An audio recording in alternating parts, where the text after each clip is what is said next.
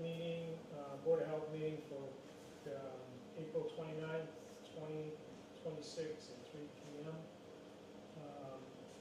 Meeting is being recorded and broadcast by our local cable access channel, WCAT, Facebook, and YouTube. If anyone in the audience is recording, please let us know. So we'll call the meeting to order, then we'll go into a public hearing to consider the proposed following regulations pursuant to authority under Massachusetts General Laws, Chapter 111, subsection 31. We'll take both of them one at a time. We'll do one public hearing for the well regulations, and then we'll close that, and we'll reopen to do the body art regulations. So right now, we'll address the well regulations, and that's to regulate the construction, location, use, maintenance, and decommissioning of private wells within the town of Warren for the protection of public health and safety.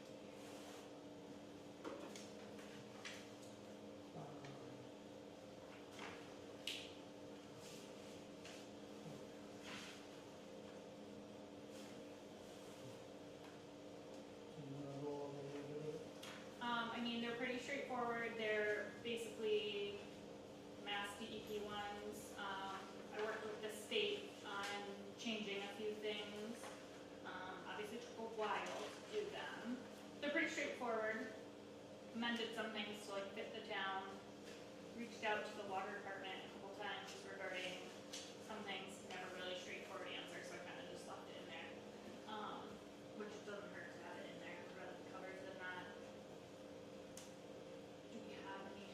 Does this cover shallow wells versus artesian wells? Honestly, it's been a really long time since I've done these, but I don't think so. Because I believe that Oh yeah, artesian shallow aquifer. wells cannot be used any longer. You have to go with You'll an have to artesian. look. I don't remember seeing anything about a shallow well, but I do remember reading something about an artesian well in here. Honestly, it's been a few months since I've done these.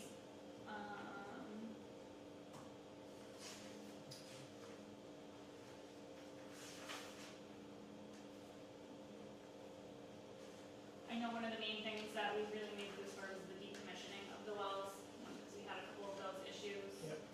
come up, and then like water quality testing, obviously. And those Those are are, two of those fall under,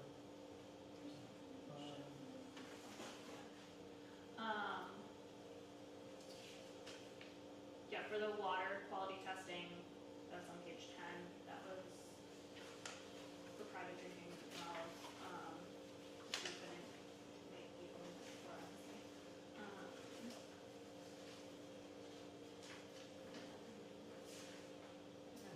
Should be on page 15 when it starts.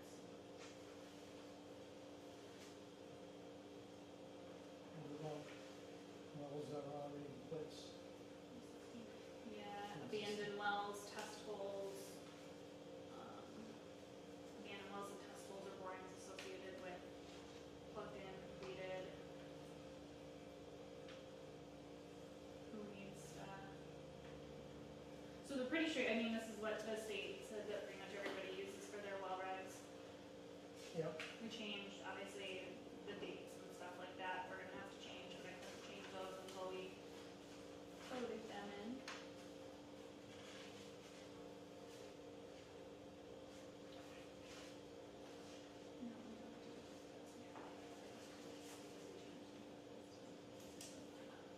Is this a document that over time things can get added to as Yeah, things so what you change? can do, what you can do with regulations, which is nice, is like you can kind of change them as you go. Then you'll just have to have a meeting rather than me sending this to the lawyer, because it went from me to the state, to the lawyer, back to me. Now we can kind of just amend things if, Within our- as we see fit and what things have changed.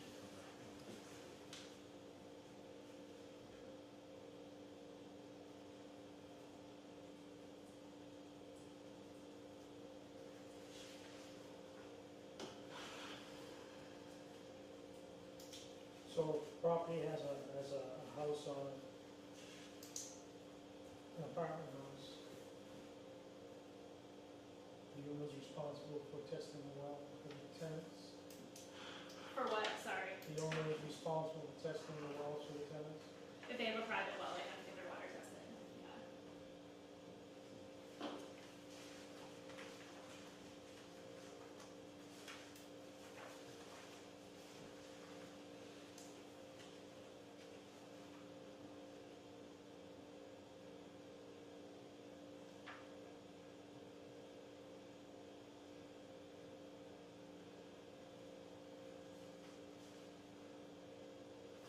And obviously, if it fails, if the test fails, the owner's going to be responsible for putting the well in.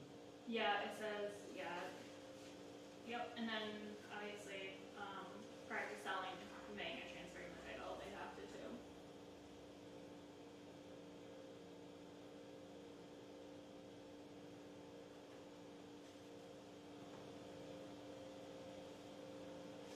And I'm gonna assume this also addresses new construction. Yeah, yep. So low construction permit should be issued by it.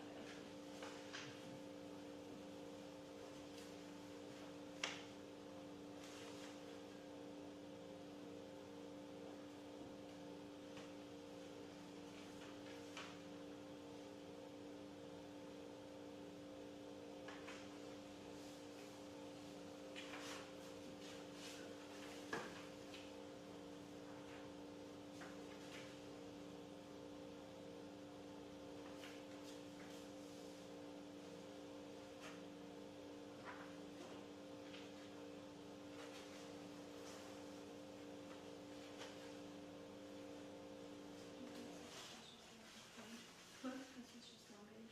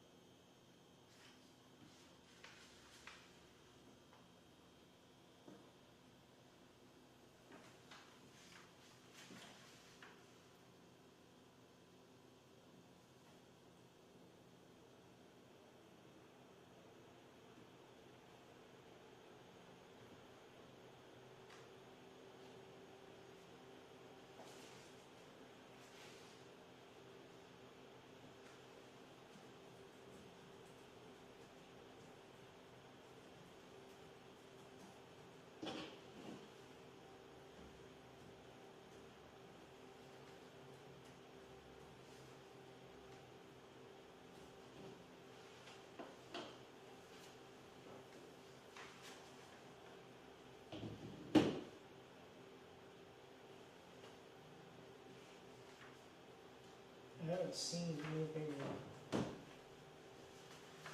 addresses in addition to an existing structure. To add another bedroom into it, or another kitchen, or toilet facilities.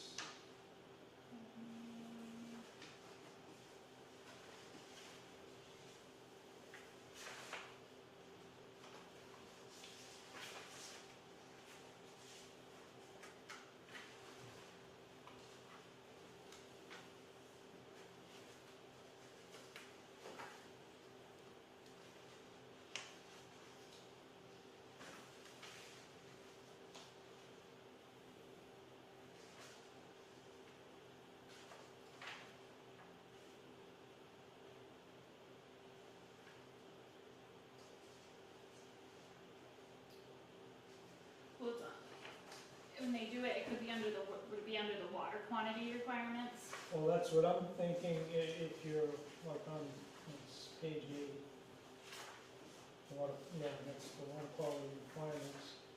If your house that you're in has, is set up with like, 3 bedrooms, Right, and then you choose to add on another 4 or another 2 bedrooms to Yeah. bring it up to 6, yep, that's gonna increase the load on the well, which should mean that that whole calculation has to come into play. mhm, They can't just sustain off of that one well.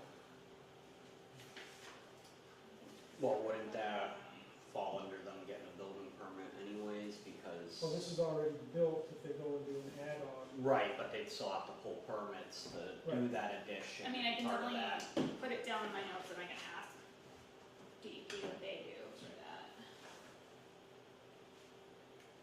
Because you know it's gonna come up. Yeah, Yeah. I'm just thinking same way like a septic, you know, you're gonna have to pull permits anyways. So then, you know, the building Yeah, inspector's we would treat questioning. it the same way as a. Yeah, building inspector's questioning, you know, they're putting in a new kitchen in, a second kitchen or second bathroom. They can notify us and we'd have to, they'd have to test the, flow rate. Well, rate of pressure, because if you put a bathroom on the second floor, it's gonna increase the pressure to push it up. Right. Okay, I'll definitely ask them like what other towns do with that. Yeah, I just think, I think that's something that needs to be part of this, because you know it's gonna, we're gonna run into it. Yeah. Sounds good. Any other questions? I don't have any others.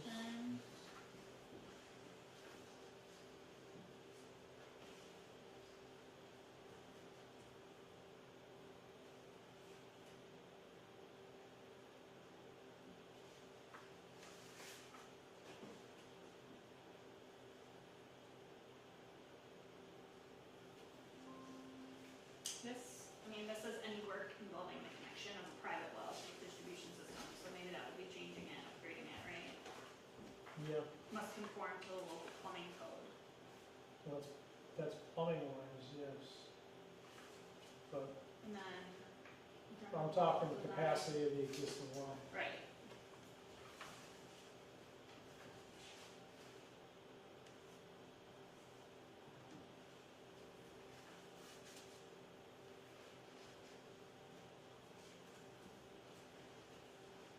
Yeah, I'll definitely ask them.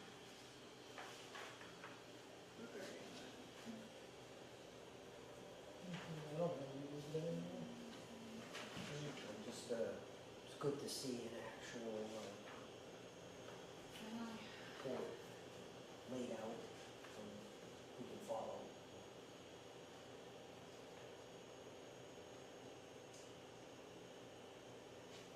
Travis? Yeah, I mean, it's.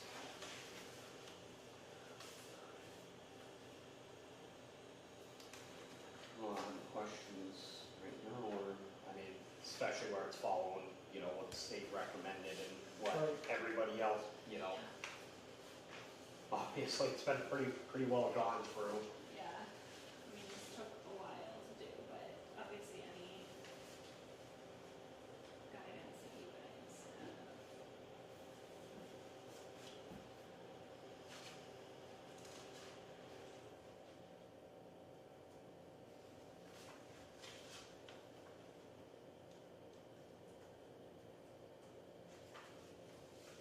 We voted on this tonight, so,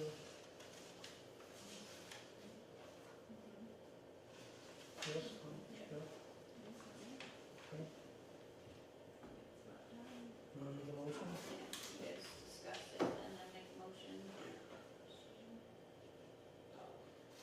I think we, it's a public hearing, we give public opportunity and then close the hearing and then. I think that's how that works. Yeah. Okay, if there's no more questions, Is there anyone from the public that want to comment? wants to comment? Joe Conrad, resident. Well, say like where I live on Pleasant Street, I think to 110 area that maybe they still use a well. I mean, there was one that was put in the late 1950s, but since then, I don't know if they switched over to town water. And that's the far end of the street. Now, Typically, isn't it, when the water line comes up the street, you need to tie into it? Yeah, so if there's an existing water line, you have to tie up to town water. I mean, that would technically be the last house on the street. And regarding that statement, the water line that's running up past the dump, or the transfer station, there's two properties that are on wells.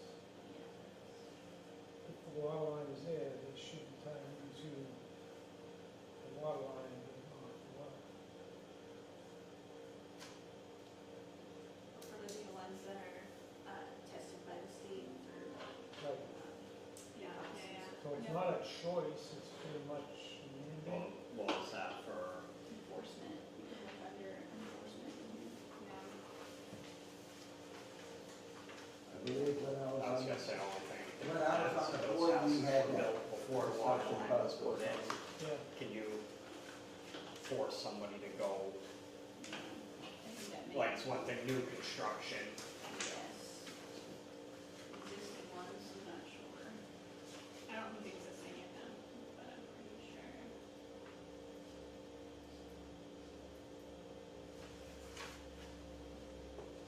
I think that's something that the state can come and speak with the selectmen to be honest.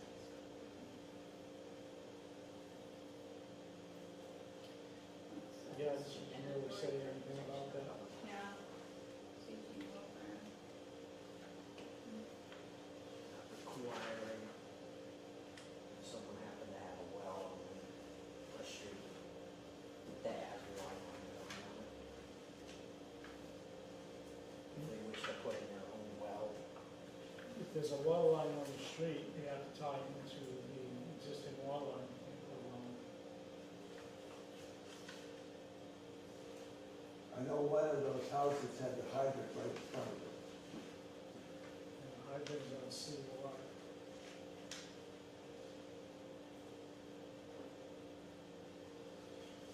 Okay, if there are no other questions, I'll close this hearing for the well regulations. Go into discussion. Do I have a motion? make a motion to close the public hearing for well regulations. Any second? second. All in favor? Aye. Aye. And this session is, this public hearing for well regulations is currently closed. Okay. So, with those additions that we discussed, I'm already emailing the state right now. okay. Do we want to approve this as it is? I would wait maybe until next, just because it is 2 edits now. Yeah, I would maybe just wait. I mean, it's up to you, but No, I think that should be added in. yeah. So I would like to hold off on signing on this today. And revisit it for the next month or two. Travis, you agree with that? Yeah, I think the only other question that I did think of is, where landlords are required to,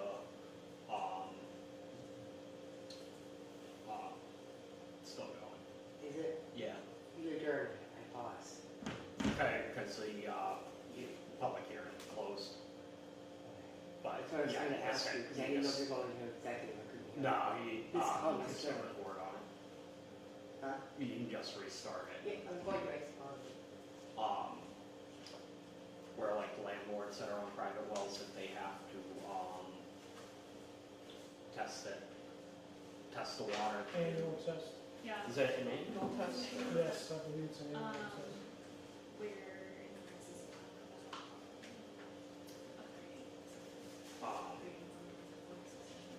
So I think with that, current ones be grandfathered in, or would like any current property owners that are renting have to start testing, like start now testing the water? They kind of grandfathered in until the lease sells. So we did take out, there was a whole section that we did take out because, hold on, where do you see that? What page are you on? Because they did take out a whole thing saying that, everybody that's on a well or something, there was a whole section we took out because they said that nobody complies and it's not, it basically doesn't do anything. Yeah, So we took it personal out. water testing. Yeah, So on 11, I think it's number 6, owner of every well used for drinking water, including those serving property which is rented or leased. Oh, it's recommended, okay. right, so we changed it from shall to recommended. Oh, okay. So it's not, so there was a couple of things in here that we changed from either shall to recommend or recommended okay. to shall because of the recommendations from the state and what we've noticed in other towns. So it's just, it's recommended, so we Okay. highly suggest That's- they do it. Yeah, that's But what I was missing, was the To recommended. get everybody to comply to do that is chasing down. Given, Exactly. So that's why we wanted to leave it in there because it's not bad to have, it's just the shall versus the recommend wording.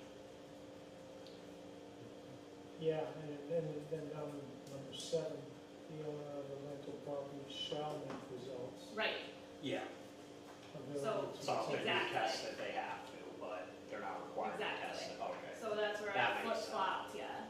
But at the same time, the tenant can request that the Yep, landlord and then test they, it, and then they, and then they have to provide Yeah. the documentation to you. Yeah. Okay.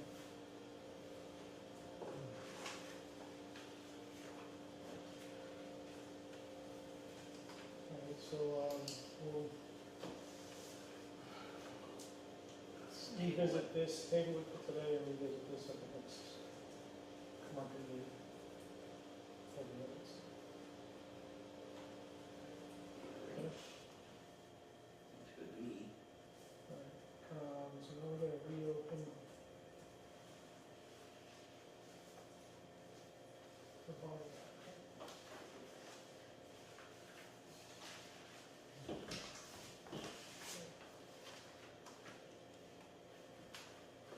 Alright, I'd like to reopen or open a new, public hearing, in regards to the body art regulations on 4/29/2026 at 3:27 PM. Meeting is being recorded and broadcast by the cable access channel WCAT, Facebook, and YouTube. If anyone in the audience is recording, please let us know. Okay. So the new body art establishment. And we don't have any of these currently No. in. she came to me twice discussing it. But once I showed her or talked to her about what the proposed regulations were gonna be and that she would eventually, you're not grandfathered in, so you would have to comply basically. Like you're not, just because you start a business now doesn't mean you're grandfathered in 6 months from now and these Right. regulations come out. And she didn't think it would be beneficial to her because she would have to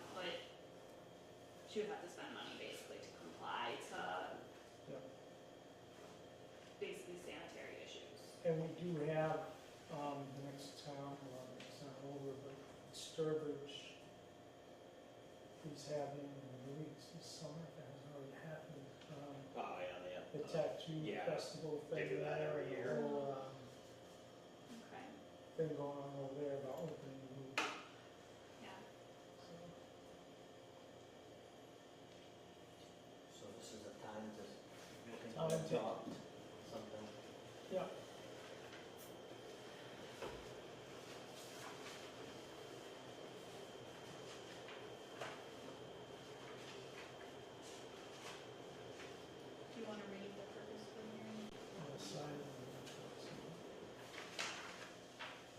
Okay, the purpose of this is, whereas body art is becoming prevalent and popular throughout the Commonwealth, and whereas knowledge and practice of universal precautions, sanitation, personal hygiene, sterilization, and aftercare requirements on the part of the practitioner should be demonstrated to prevent the transmission of disease or injury to the client and/or practitioner. Now, therefore, the Board of Health in the Town of Warren adopts these rules and regulations for the practice of body art in the Town of Warren as part of its mission to protect the health, safety, and welfare of the public. And again, these rules and regulations are promulgated under the authority granted to the Board of Health, granted to the Board under Massachusetts General Laws, Chapter 111, subsection 31.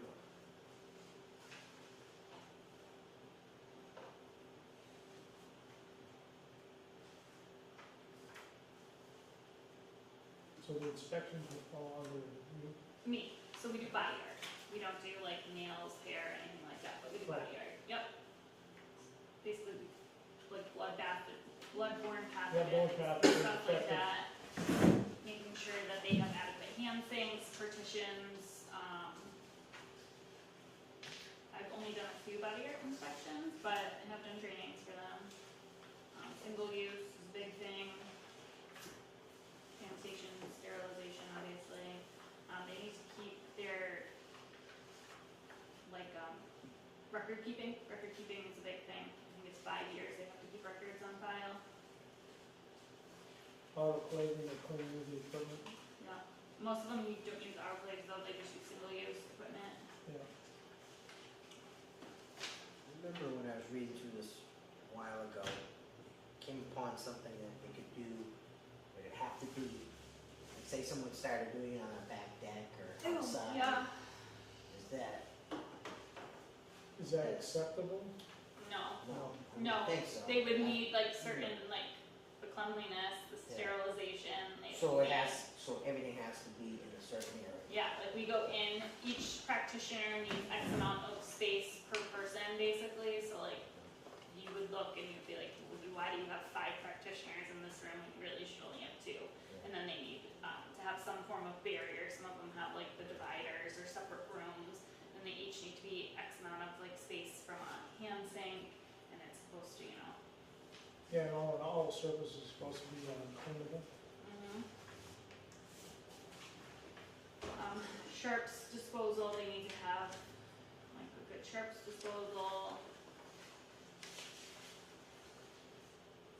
And everything has to be identified, regular trash has to be identified from contaminated trash. Like they can't just go dump their sharps in the, Right, and they can't dump it in the dumpster, it has to be special, they have to have a special transfer of that material. like each station is supposed to have their own, like sharps, trash, yeah. Cause you're dealing with obviously Communicable and diseases, bloodborne blood. diseases.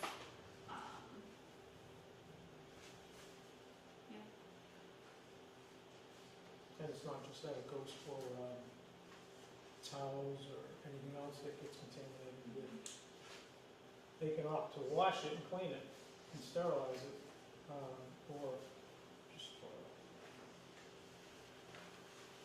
But They again, need like certain certifications too, so when you're applying, like you need to show like you've taken like the skin course and like all of this other stuff, so it's pretty, it's definitely like an apprenticeship. It's pretty rigorous, like. and we're also looking at,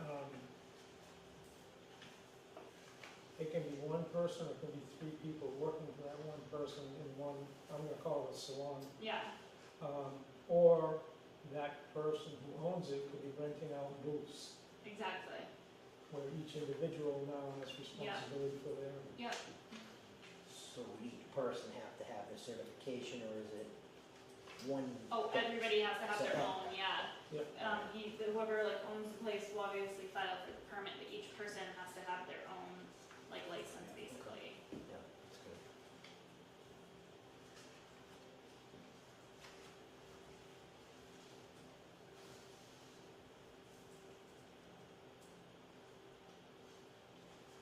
So each one will have like their practitioner's license and then they'll There is like an apprenticeship license too, isn't there? There is, yeah.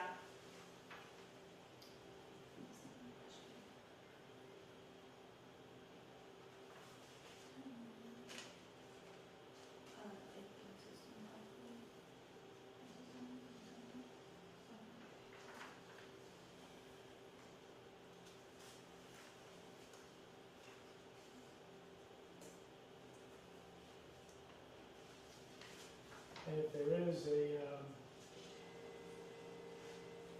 incident that happens, then there's a whole documentation process that Yep. comes out.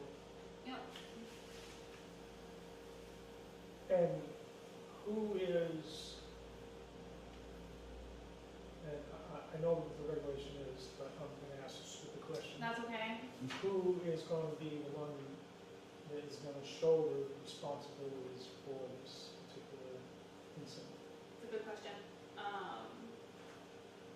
I think, Because I know I there's a lot of follow-up that has Yeah. to go on. think it's both. I think the person who carries the practitioner license and then also the person who owns the establishment. I think, I could be wrong on that though. Even if it's either or both of them, Yeah. what about the person who was injured? Yeah, I mean, there's, the injury reports and then there was, something else in here about that.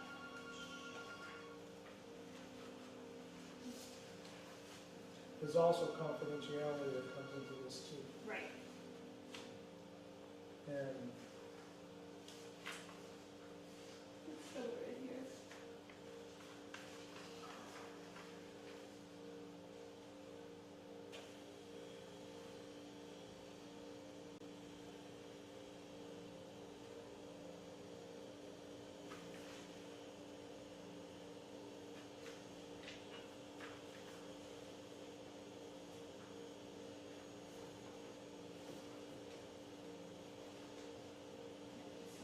Somewhere in here.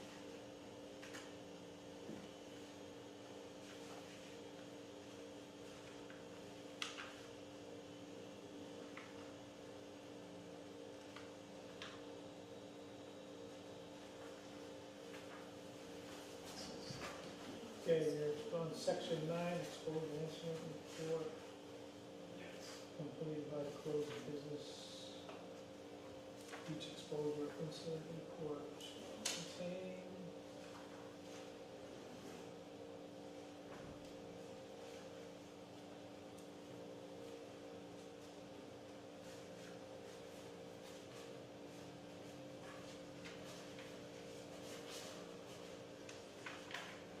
Yeah, I mean, yeah, the section 9 on page 16 and 17, it talks about everything, and then it says, consent from the client, basically. right, and it has to be a written consent. Yeah. Because it Description is, of the you are, exposure. skirting on the Yeah. HIPAA regulations.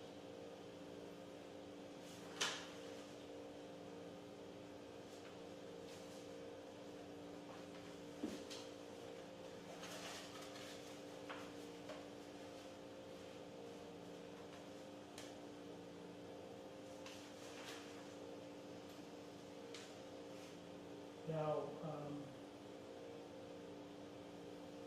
transfer of records, if there's a closure of a business, they're required to hold on to the records for 5 years. So it's 5 years that they have to keep on to their records of anybody that they've worked on, that should be under. We can show a lot of times of the artists would keep a copy too. Yeah. Yeah, because there's gotta be something, and I know the OSHA regulations require anyone who's holding records, if they close prior to, So establishment record keeping, the establishment shall maintain the following records on premise in a secure place for a minimum of 5 years from the date of the act described in the record. And such record shall be made available to the board upon request. right, but what if they close prior to 5 years? Who takes over the records?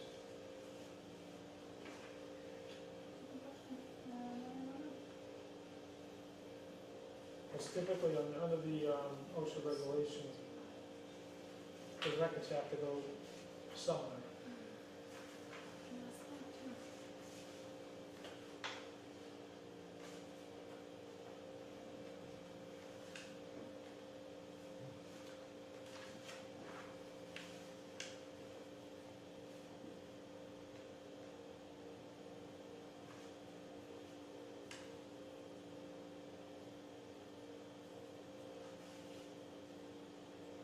Like, for the work that I do, if our business closes, I have to forward all my records to OSHA. So that might be the case here too then, because, Yeah, but we have to have it in there. Right. It's gotta be in there. you know,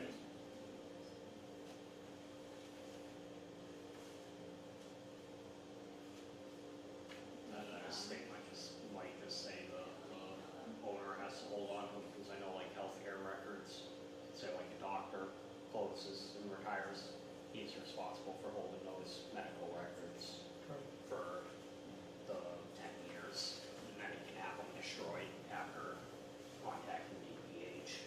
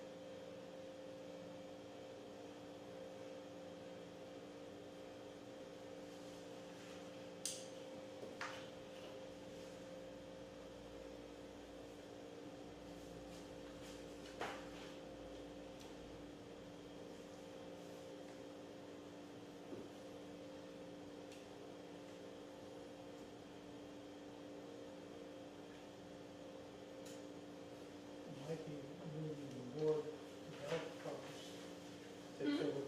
It might be the board of health office takes over control of the records if people prematurely. Yeah, I asked them in an email, I'm gonna wait and see if you have any more questions, and I'll send those over and see what the state has to say.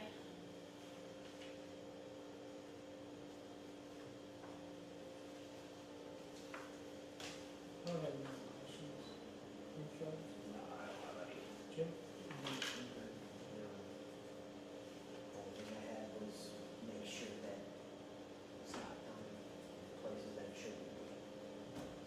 Yeah, I mean, so in one of my other towns, they were doing like a pop-up vendor event at That's- a, yeah. um, That's my thing. gym.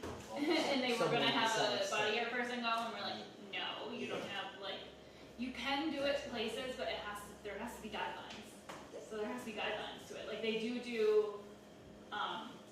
what they call, what is it that they call it like guest or something like that. So they Yep. do stuff like that, but that's under certain guidelines, you can't just pop up and do it at a sweaty gym. Yeah. Or, So this would kind of stop. Yes. This Yep. in place, Yep. became Yep. enforceable. And like, again, underneath, like, the grounds for denial or like whatever, Yeah. it leaves it pretty open to for the board to use their discretion.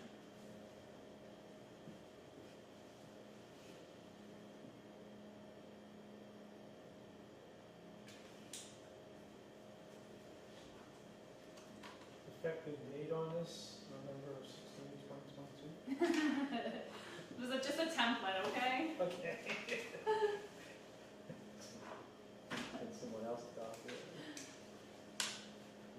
I'm good with it. It's something you're gonna get in place. Yeah, again, you already emailing them? Yep. Yep. Okay.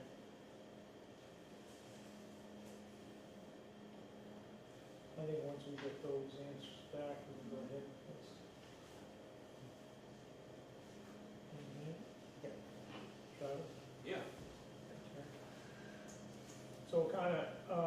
put this off, before we go further. Any other questions on the documentation for this program? Questions to the public? I will, once I Anybody in the public have any questions or comments on the body art establishment regulation? Joe?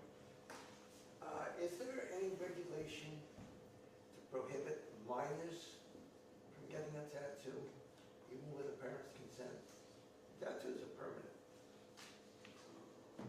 I'm not sure there's. I know state, That's a state thing, yeah. state law, I think it's like 16, so you can already you can go even with parent consent. I think 16 with parent consent, and then after that, it's, I think 18, right? Or did they change it to 21 now?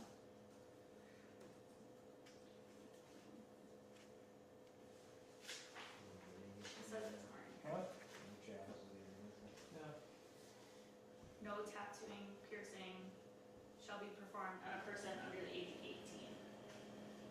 Body piercing performed on a person under the 18, provided that the person is accompanied by a properly identified parent or legal guardian who has signed informed consent to the body piercing. Properly identified shall mean to have a valid photo identification of the adult and a birth certificate of the minor. Doesn't say age.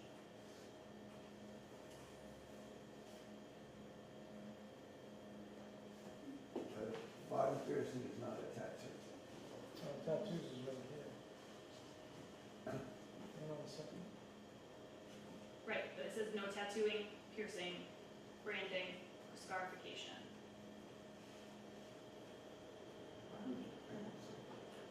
So Massachusetts, Gotta write it down. you can't do any tattooing under 18, period. It looks like. Yeah, so these are, so maybe it doesn't say specifically that in here because these are body art regulations, Yeah. not just tattooing regulations. Which makes Remember sense, because I that, yeah. remember years ago, every kid used to have to go to Connecticut if you're Yeah. under 18. 'cause Yeah, so Connecticut these are body art regulations, not just tattooing. Yeah, because mass body piercing can be done under 18, Yeah. provided a properly identified parent, but tattooing is, Yep, no the tattooing, state says nothing under 18. Under 18, body piercing can be accompanied by, so that's the difference between the two. And it says specifically, no body art shall be performed on any animal, just in case anybody's wondering. Yeah. In case. It's all good to touch. Yeah, right. Okay, do I have a motion to close this hearing for body art establishments? I will make a motion to close the public hearing on the body art regulations. And second, Second. all in favor of closing the body art establishment regulations, here? Aye. Body art regulation, body art establishment regulations hearing is now closed at 3:48 PM on, today's date is April 29th, 2026. Okay. So, do we want to kind of do this the same way we did the last one?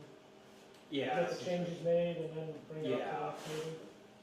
Or at least get an answer on how that works, because Yeah. they might say there's a state law that covers that, so you Right. don't need to have it in the regulation. Yep. So we'll see what they say. I sent them both the body art and the well already. Okay. All right, so now we move on to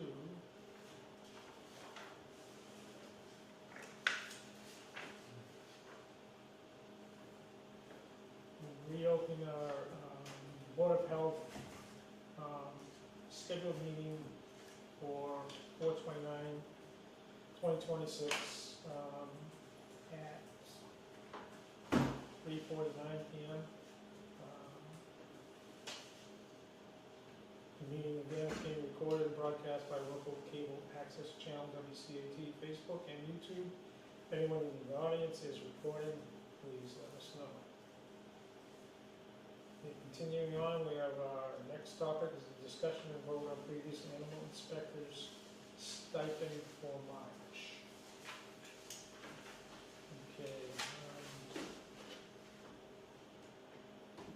so our animal inspector did not finish out his job.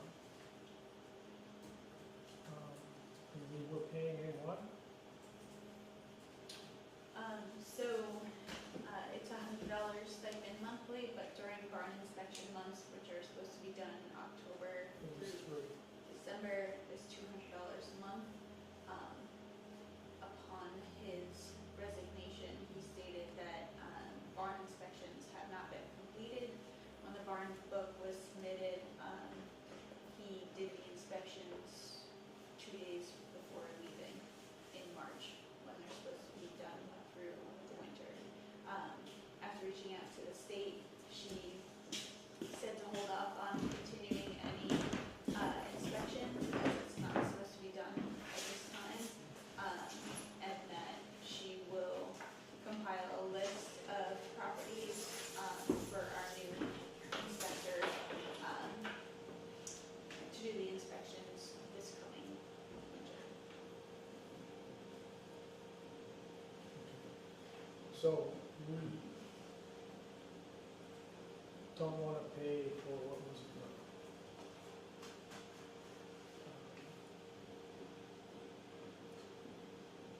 Comments on that?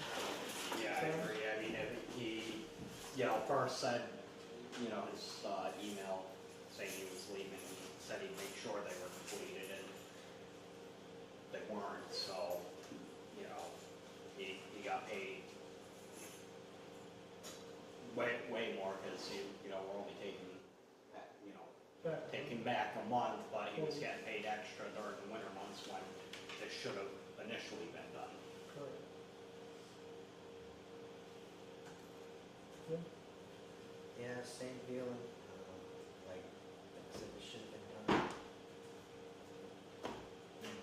Time frame required December. So in reality, what we're doing is we're going to be moving all of that forward, we're not playing catch up, we're just moving on. Yes, yes. For state recommendation, just move forward from here. Okay. So are we in agreement of denying the final payment? Yeah. Okay, do we make a motion? So I will make a motion to rescind the March stipend for the animal inspector, previous animal inspector. Sorry for his name. Ryan. Ryan Davis? Davis. Okay. Let's have a second. Second. All in favor? Aye. Aye. Motion made, motion accepted. Okay. Let's see. Health inspector job posting, discuss and revise related fees on application.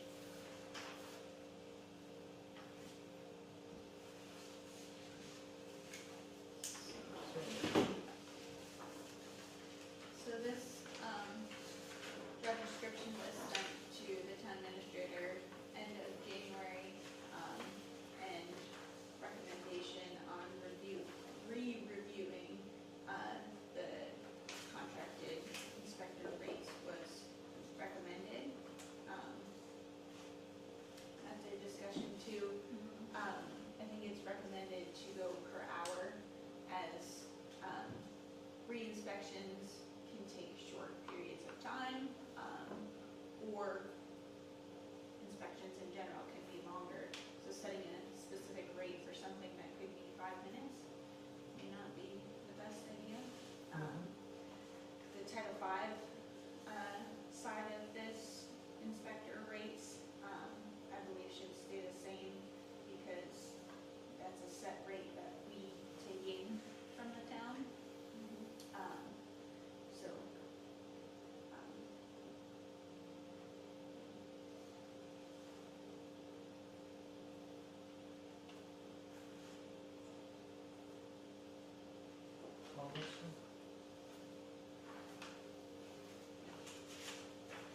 purposes, well, you know, like an inspection could take 5 minutes or 5 hours. So for example, I did a food truck the other day, it took me 10 minutes. I did one, the end of last week, it took me almost 2 hours to do it. Yeah. So it's- Yeah. You don't want someone getting $100 for something that's in a short period of time. Sometimes re-inspections too, you're just going back to check compliance on like one or two things and that's, or sometimes you're there for a very long time because you're shocked. Yeah, I'm having issues with this. Travis, No, I'm good with it. make a motion to adopt and accept the contractor health inspector rates. Probably, $45. yeah.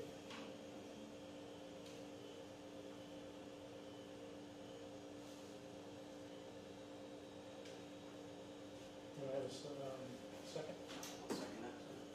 All in favor? I- Motion made, motion carried, adopting this contractor health inspector rates.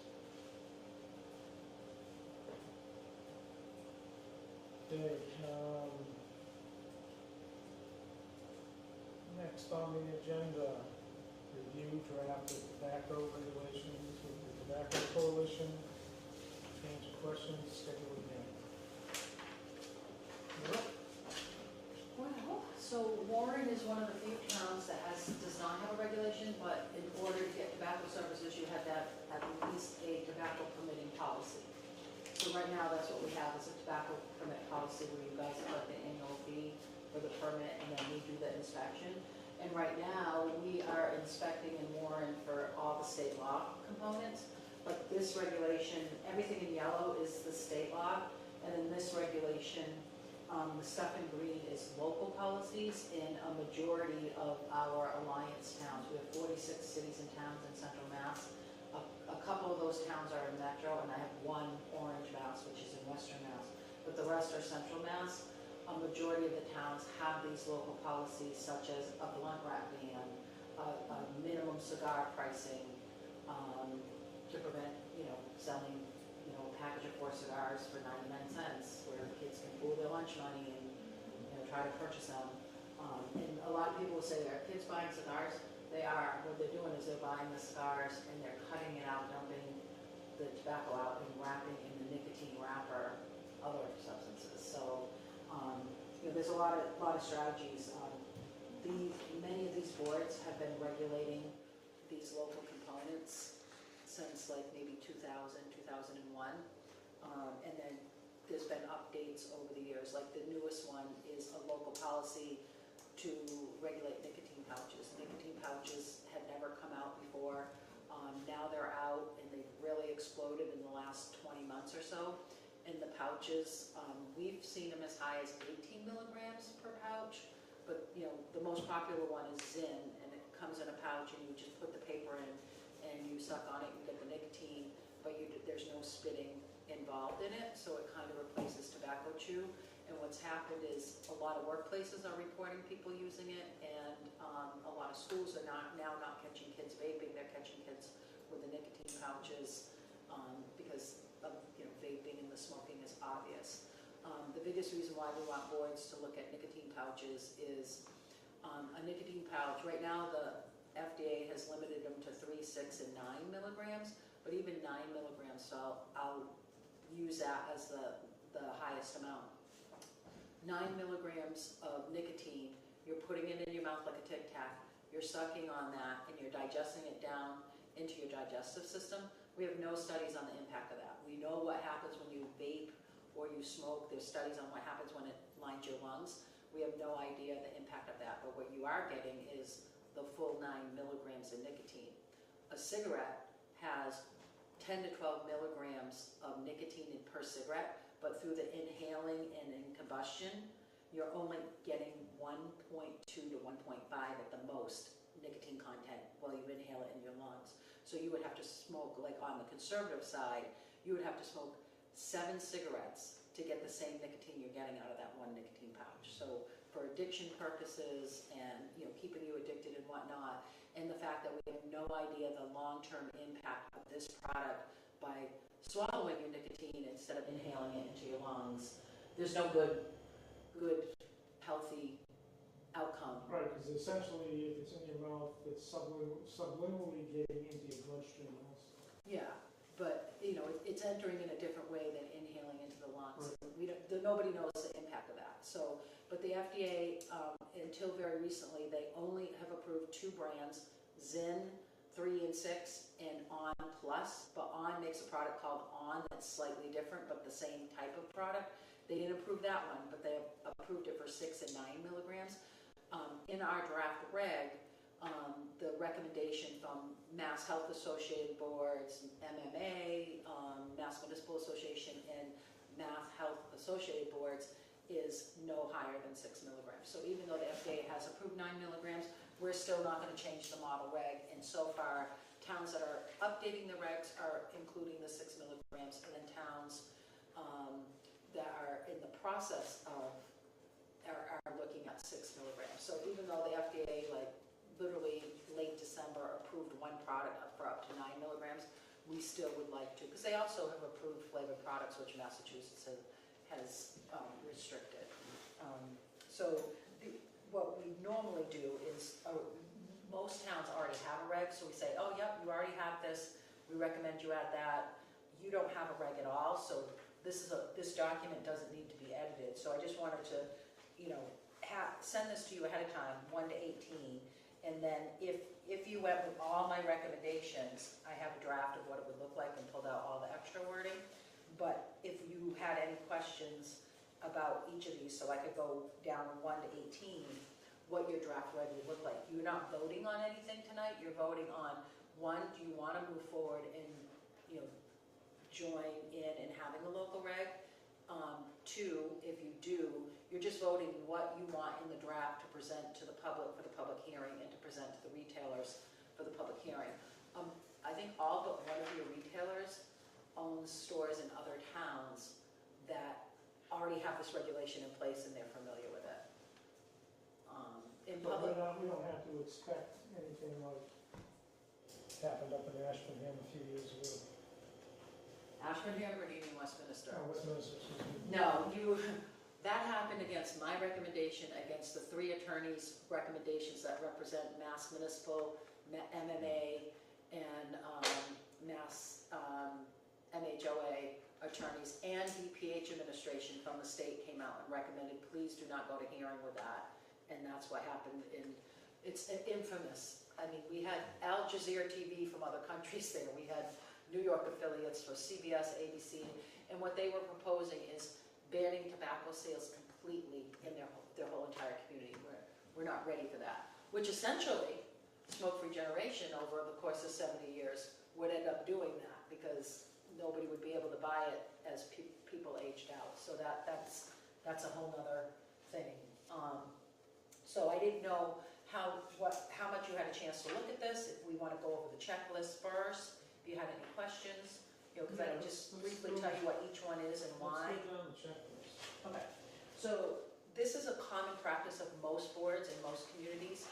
We just want to put it in writing in the reg, is no permit renewal if you owe fines. I mean, I don't know if that's a standard practice of your office or not, but it's common in almost every board of health and municipality. And some municipalities have, even if you owe any money to the town in any capacity, outside of your office, you can't renew a new permit.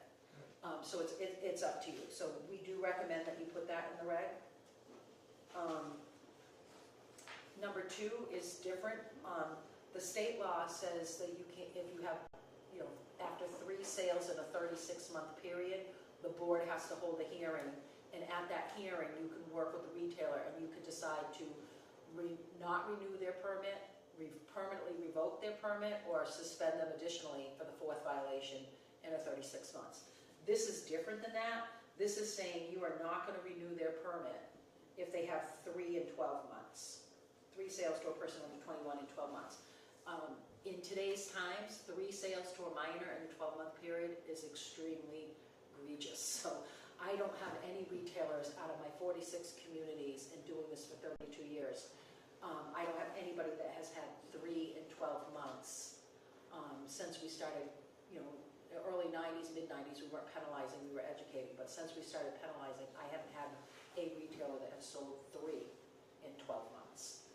So I think it's a good deterrent in there, and I don't think that we would see any more retailer that would put you in the position to have to do that, but I think it's a good deterrent in your regulation.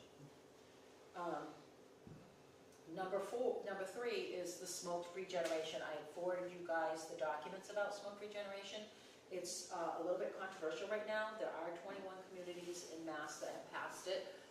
We have a few, you know, blue-collar communities that have passed it, like Malden, but it's mostly like the Brooklines and some of those communities that put a ban on water bottle, and their community was supportive and really great about that.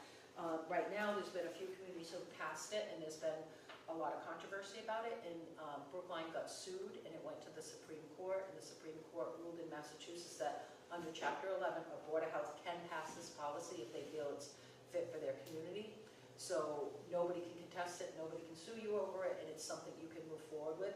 I can just briefly go over the concept. The concept is it allows retailers to sell to anyone who's 21 and older now, but not on or before a certain date. So if I'm 21 now, until I die, I can come into your community and buy tobacco, but if I turn 21, I'm 20, and it's before that date, for the rest of my life, I can't buy tobacco.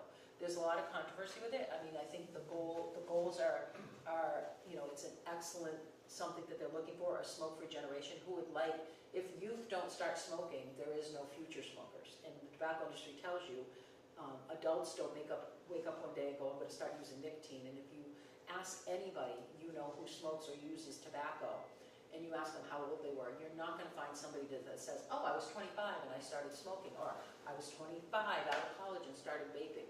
You're going to hear 12, 13, 15. I found vaping, you know, in middle school. You're going to, you know, because vaping is now the new smoking. So even now with vaping, you're not really finding people that are 25 like, oh, I'm attractive, I'd like to start vaping now. So the smoke-free generation, I think it's a very lofty goal. Right now, there was a bill before the State House to make it statewide, and some boards were waiting to see if that happened. It didn't make it out of committee. But right now, there's legislation that's building steam where it's put before the legislator to vote that preemption. So any Board of Health cannot do smoke-free generation, and anyone who has done it would be overturned if that passes. So I was just at a meeting Tuesday, and the attorney, Cheryl Sabara, who's Mass Municipal Association, Lisa Goodnight, Sarah Sabara is Mass Associated Health Boards. Lisa Goodnight is the attorney from Mass Municipal Association, and then there's Sarah from MHOA, which is Mass Health Associated Officers, and then another attorney, Chris Banthen, who is from the Harvard Public Health Institute. Those are the 4 attorneys who work on everything. They're giving testimony to kind of leave it in place, but it's gaining steam to preempt boards from being able to use Chapter 111 to do it locally, that it either has to be statewide or not at all. So I have a few boards right now that were interested in smoke-free, only a couple in my territory, but they're going to pause on that and see what happens with the court system. So if Warren wants to move forward with smoke-free generation, we have all the tools, we have everything you need for it. You would be the first in the central region to do it. You would be the pilot. And, you know, in some towns there's been some significant heat. In other towns they haven't. I personally feel, you know, being the lead in a small, tiny community, I don't necessarily know if I would, I can't say I recommend that or I don't. It's going to be up to you.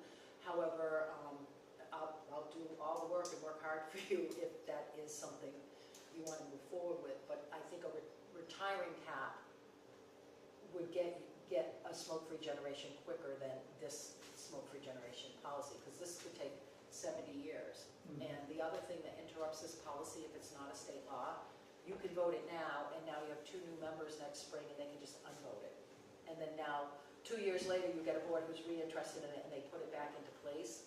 And it could cause some really good retailers who are not bad actors that are good, you know, in good faith compliant. It's a lot to track, trying to keep track of who you ID everybody, but oh, wait a minute, your birthday's this day, you're 32, you can, your birthday's this day, you're not, you're old enough to smoke, but now your birthday was before that date, I'm sorry, I can't with you, because we're having enough problems trying to get people to just don't sell to 21. So it's completely, entirely up to the board, if you wanna move with that one. No new permits, and 4 and 5 are density strategies, and retailers love 5. And most retailers have no problem with number 4, being 500, 1,000, 2,000 or more from a school district. And it prevents modeling for children to see the advertising, walking by it, going into those stores. No new, these are all called density strategies to reduce the, people will smoke less because they don't want to get in their car and drive 2 towns over or whatnot, or drive to the other side of town to buy tobacco. So it doesn't eliminate it, but these strategies are found to help reduce use. We figured, I think we talked one day that you don't have anybody 500 feet within the school right now. And no new permits, retailers like that because the competitor can't open up right on top of them. So these are, the minimum 500 is a no-brainer. I don't feel like in a town like Warren, we'd have to go 1,000, 2,000. Plus each town has zoning that kind of restricts some of this. So we do recommend those. Capping, I'm recommending that we start at the minimum cap. So capping is another density strategy. So we usually say if you're going to do a straight cap, do 1 or 2 more than you currently have now, but there's a waiting list. So say right now we have 6 permits out, and you cap it at 7. There's 1 available if somebody opens up, comes to town, and people are excited about something and they need to sell tobacco. Most convenience stores and gas mini marts won't survive without a tobacco permit because tobacco brings in 25% of their revenue, but more than just on tobacco sales, because the smoker will buy their gas there, their lottery there, their milk, and the co-buys. If you don't have tobacco, they're going to bypass you and they're not going to buy the gas, their milk, and their dunks or whatever else you have going on. So we do recommend that you go, so it allows for a little bit of growth, and then as people go in and out of business, you can, they can go on a waiting list for the next available one. One of the things that I talked about today with Jessica was since we've taken Warren into the tobacco control, we've had as many as 7 and as little as 3 active tobacco permits. So you guys seem to bounce, never had more than 7, but never had less than 3. Does capping make sense for you? You don't have to cap. I'm recommending a straight cap. And there are, things that could come up. Many communities have the straight cap with no problems. The retiring cap is very restrictive. The retiring cap is if somebody goes out of, you cap it at 6, somebody goes out of business, you have 5, 4, you don't change your reg, but the retiring cap means there is no waiting list, there's nothing. It does not apply to village markets selling their business, and a new application to be applied for as long as it's not out of business for 6 months. So it still allows a current business the ability to sell their business with that, the ability to sell tobacco. So the retiring cap, I do have towns that have been very rigid and strict with their retiring cap. They took a lot of heat when something came to town from selectmen. They did not care. They held strong with it. Townsend is one of them. I have Lancaster, Mass. People went, sorry, we're just not opening any new. We're sticking to it, and nothing, the world did end, nothing happened. Or why not? But I really feel for Warren. I'm not about regulating and over-regulating if it's not necessary. I would like to recommend that Warren do at least the simple cap. I think it's hard because, like I said, we've had 3 to 7. I don't have any other community that have had that type of increase or decrease percentage-wise. So I think that those are the locations that people come and go to. The only one that's ever built a new one was it the Alltown? The Alltown's the only one who, built a new one. Everybody else kind of goes into those already established places for rent. Ban on smoking bars, I highly recommend this. I don't feel that Warren's a little bit off the beaten path, but what this does is it stops people from opening a hookah bar. A lot of of people think of smoking bars and they think, oh, a nice cigar bar will come. That's not what comes. The hookah bar comes, and also if you have a no smoking bar ban, it prevents a marijuana uses bar, without having a marijuana bylaw, because smoking is defined as whatever it inhales and exhales. You know, that wasn't the intention of it, but that's an unintended consequence of putting that in your reg. Smoking bars are very hard to enforce because they get a special license from the Department of Revenue, and they can sell alcohol and other things, but you have to prove that the sales are not more than 51% have to be your tobacco, and you have to prove that they're not letting customers come in and open up and smoke Marlboros out of their purse, that they're only smoking what they buy there, and they can't carry, just like alcohol. If I buy a pack of cigarettes from you, I can't carry them home. If I buy a cigar from you and don't finish it, I can't carry it home. So they're very hard to enforce, and they create a lot of trauma for tobacco control agents. So we do recommend putting one in place. And you don't have one, and no one has proposed the whole time we've worked with you to ever. No one's even inquired or asked about one, so it's a good time to put it in place for preventative. Cigar pricing, we highly recommend this one. It's no single cigar less than $2.50 per pack plus tax, and then no 4-pack or more less than $5 plus tax. And that prevents the density strategy on that. We have a lot of paperwork on it, but the gist is pooling my lunch money to go to the convenience store, and my friend that looks older can get them for me or whatnot. A blunt wrap ban, the blunt wraps, there's absolutely no necessity of a blunt wrap. What happens with blunt wraps is they came out with the cigars, kids were cutting them in half, dumping them, and then the tobacco industry went, oh, let us help you so you don't waste our tobacco, we'll just make you a nicotine blunt wrap. And then they started selling blunt wraps for people who wanted to roll marijuana or whatever other things into the blunt wrap. So you can prohibit blunt wraps from being sold here. Majority of towns have that in place, of any significant size. Retailers are used to it. There's no pushback on it. There was pushback on this in the late 90s, early 2000s, but it's just a standard, okay, that town has a blunt wrap. I don't believe that there's anything that were recommended that would give you a lot of pushback in this community, and in today's times, almost nobody comes to a public hearing. I was telling Jessica that I had one in Fitchburg, and I have never, it's 32 years I've been doing this, I have never had a hearing in Fitchburg that had less than 30 people, and often there's like 100 people. And we just had a complete overhaul. They hadn't updated the regs since 2017. Complete overhaul, adding the nicotine pouches, dropping in the state language, increasing their, they did increase in Fitchburg being a city. They went from 500 to 1,000 feet for schools, and no other new retailer 1,000 feet. We thought we were going to get pushback on that. Only one lady came. She didn't own a store.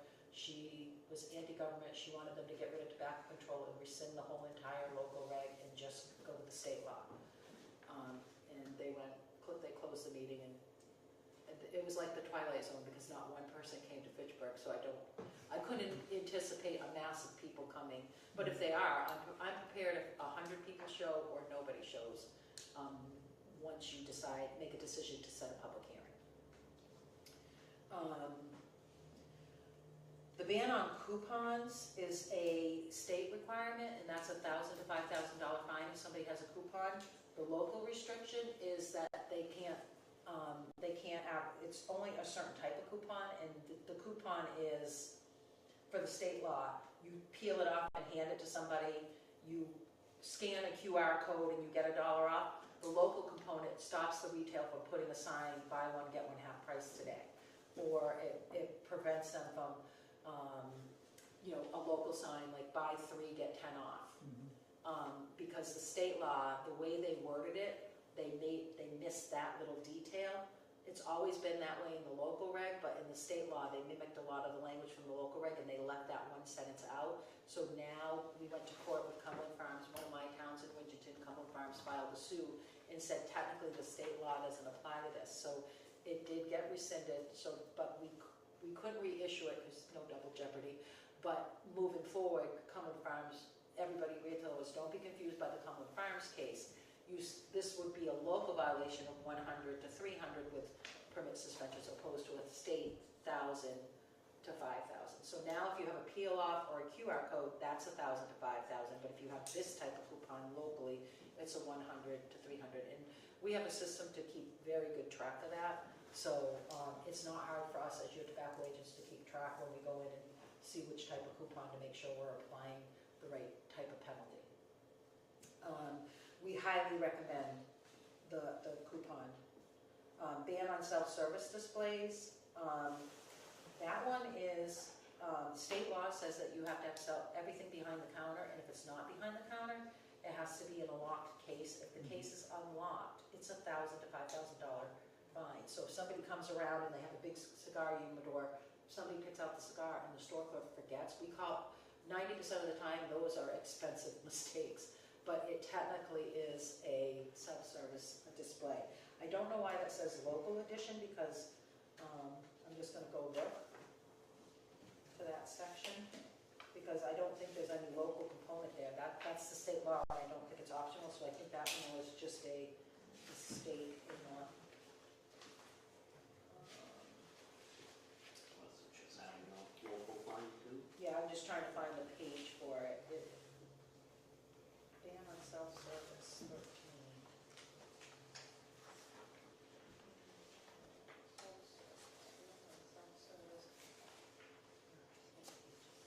Self-service display. Oh, you can exempt, you can make a decision for an adult-only store to be exempt from having to keep their stuff locked, because an adult-only store, if a minor makes it 3 steps into the threshold and they decline the sale, it's still considered a minor, sales to minor violation under state law. So most adult-only shops have everything locked up in glass cases because they're high theft items. So the local exemption would be you allow an adult-only shop to not have to lock up their stuff. But we have 7, and there hasn't been one. We used to have 17, but now we have 7. And I've never seen a smoke shop just have their stuff out where everybody can touch it. It's all behind the counters, and they mostly have a horseshoe, and everything's in glass lock cases. So I don't think it's necessary to do a local for adult smoke shops, and no one's ever applied to be an adult smoke shop, and I don't know that you guys have the foot traffic and driving traffic that somebody would be interested in a smoke shop here. But I think most smoke shops would open whether you had that anyway, with everything behind the counter and in locked cases.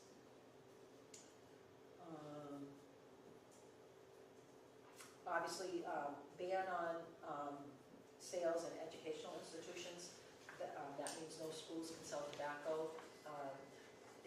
That's in the state law, but it's not under the state smoking law. It's under the DOE, Department of Education laws, that you can't have it. So just putting it in the local regulation supports already the Department of Education. And what used to happen is, like, there would be a vending machine in the teacher room. So this prevents, like, just no tobacco on the property at all. It's a federal offense to be caught smoking on school property, whether school is in session or not.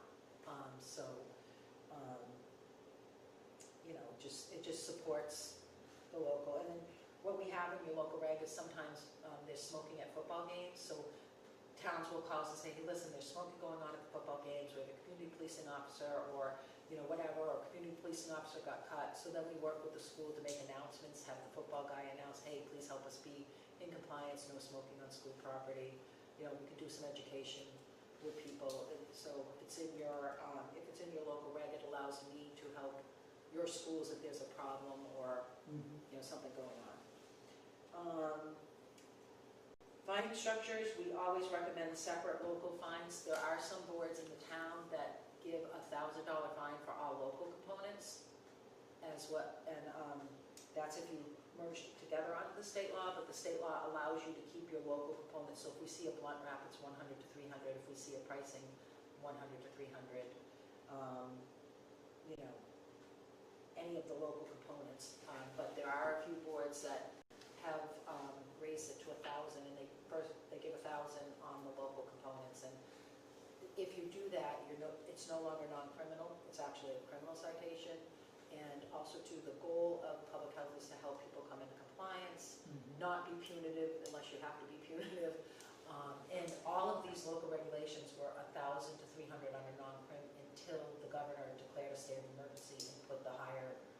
higher ones on sales to minors in 2020. So there's no option for any Board of Health to not do 1,000 to 5,000 on the other ones. So we did a lot of education. Every single retailer got significant, at least 5 points of contact of education, that those fines went up in 2020 before we started doing enforcement inspections.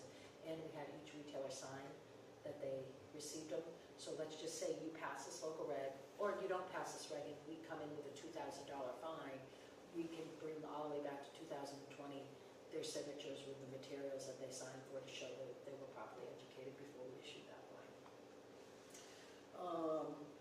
Tolling periods, you have to do at least 36 months because that's what the state does, but there are some that say 48 months and 5 years. I really feel like 33 years to not make a mistake. So you sell to a minor today, you can't have any state violation in 36 months for that one to drop off.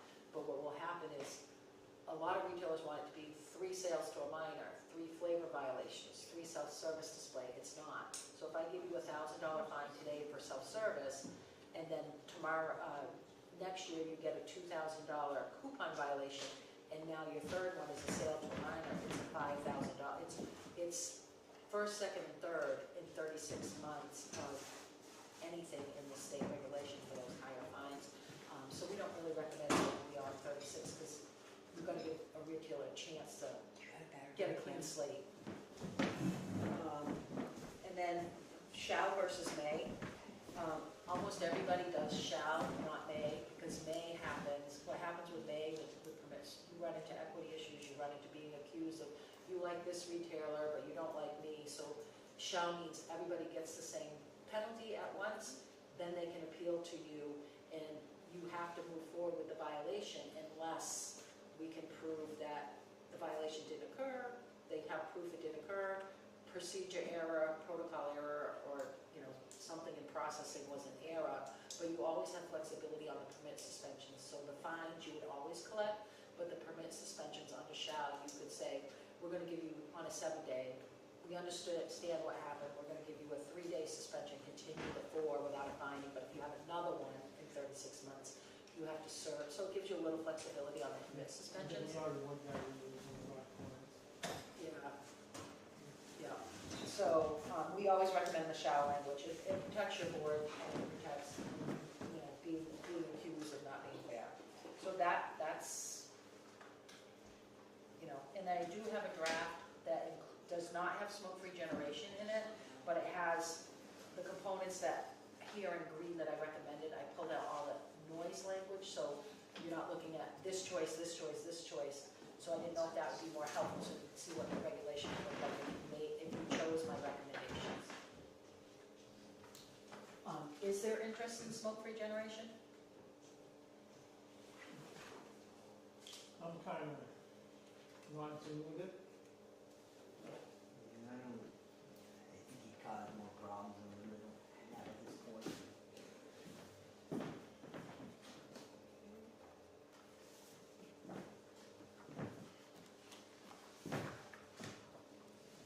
So this would be if you went with just everything that I had recommended for yes. This has like everything in it.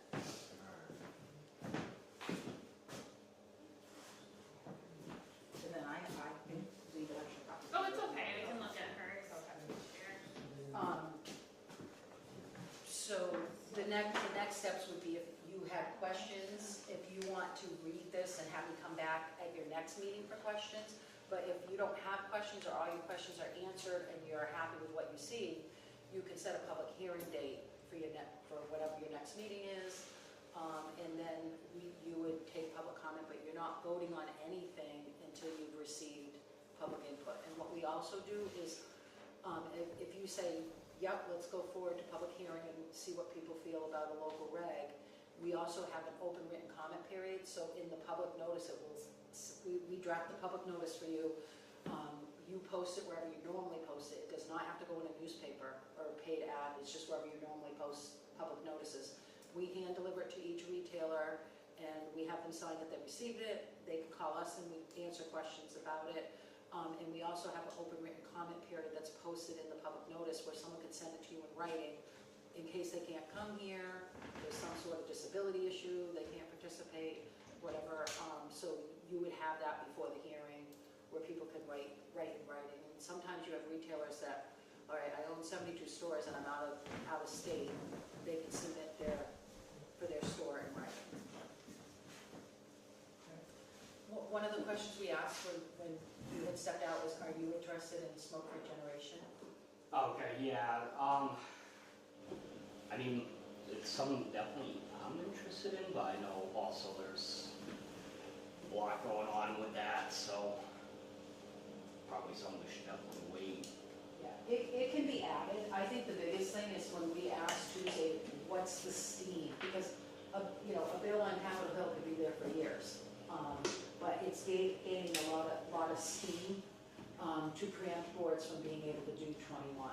And our concern is we don't want 21 to cloud our authority to preempt state laws for all public health. And right now they threw in the kitchen sink, so I think they threw in the kitchen sink to this bill to negotiate down to just get 21, to prevent the 21 from happening. Usually when there's that much heat, we're not afraid to take the heat because we took on the lawsuit in Winchendon with Cumberland Farms. We took on in Athol, Mass. We took on that ended up a Supreme Court ruling about smoke-free private clubs. So boards now have the authority under Supreme Court. If there's a private club smoking issue, they can make their private clubs in their community smoke-free. The towns that needed to do that were towns that had a private club next to a bar, a private club next to the bar, and the bar owners gave up and said, they're just letting everybody in. They're not following club rules of signing your member in, signing your member out, and those towns just prohibited in private clubs. So we're not proposing that fee, but that was a Supreme Court. We're not afraid of, heat, but like I said, I don't have anything to give you because to date, not one board out of my boards have it's interesting, but they feel it should be statewide or we don't want to be the first one. But if you are, I can do the work for you. I also don't want to be the one that we put the regulation in place and then all of a sudden get pulled back out. Right. Either that or business, and so it's just gonna go to the next town, the next. And one of the things that I feel like tobacco control, I've been here through the battleground years, and we have members that are smokers, we have members that own stores that sell tobacco. They don't want to see they're supportive of the regulation. This might tip it a little too far, like this time you went a little too far, so we're supportive of all this. Even smokers are supportive of no sales to minors, no flavored products, raise the prices, so we don't want to lose support on the other measures because it was taken a little too far. These are some of the concerns that have been brought up. For me, it's there. I'm fully trained to move forward and do whatever you want to do, but these are the conversations that I've had. It hasn't caught fire in the central region, but it is catching fire in Western Mass, and there's 21 communities like down toward the Brooklines, the Malvins, and through in there that have gained some steam with it. What we don't have is the data on the enforcement of it. How do you enforce this, and where is I'm not funding. That's the part I'm Yeah, more policy concerned without with, is that how, Yeah. are we even gonna be able to effectively enforce it, or? Yeah, policy without enforcement is pointless.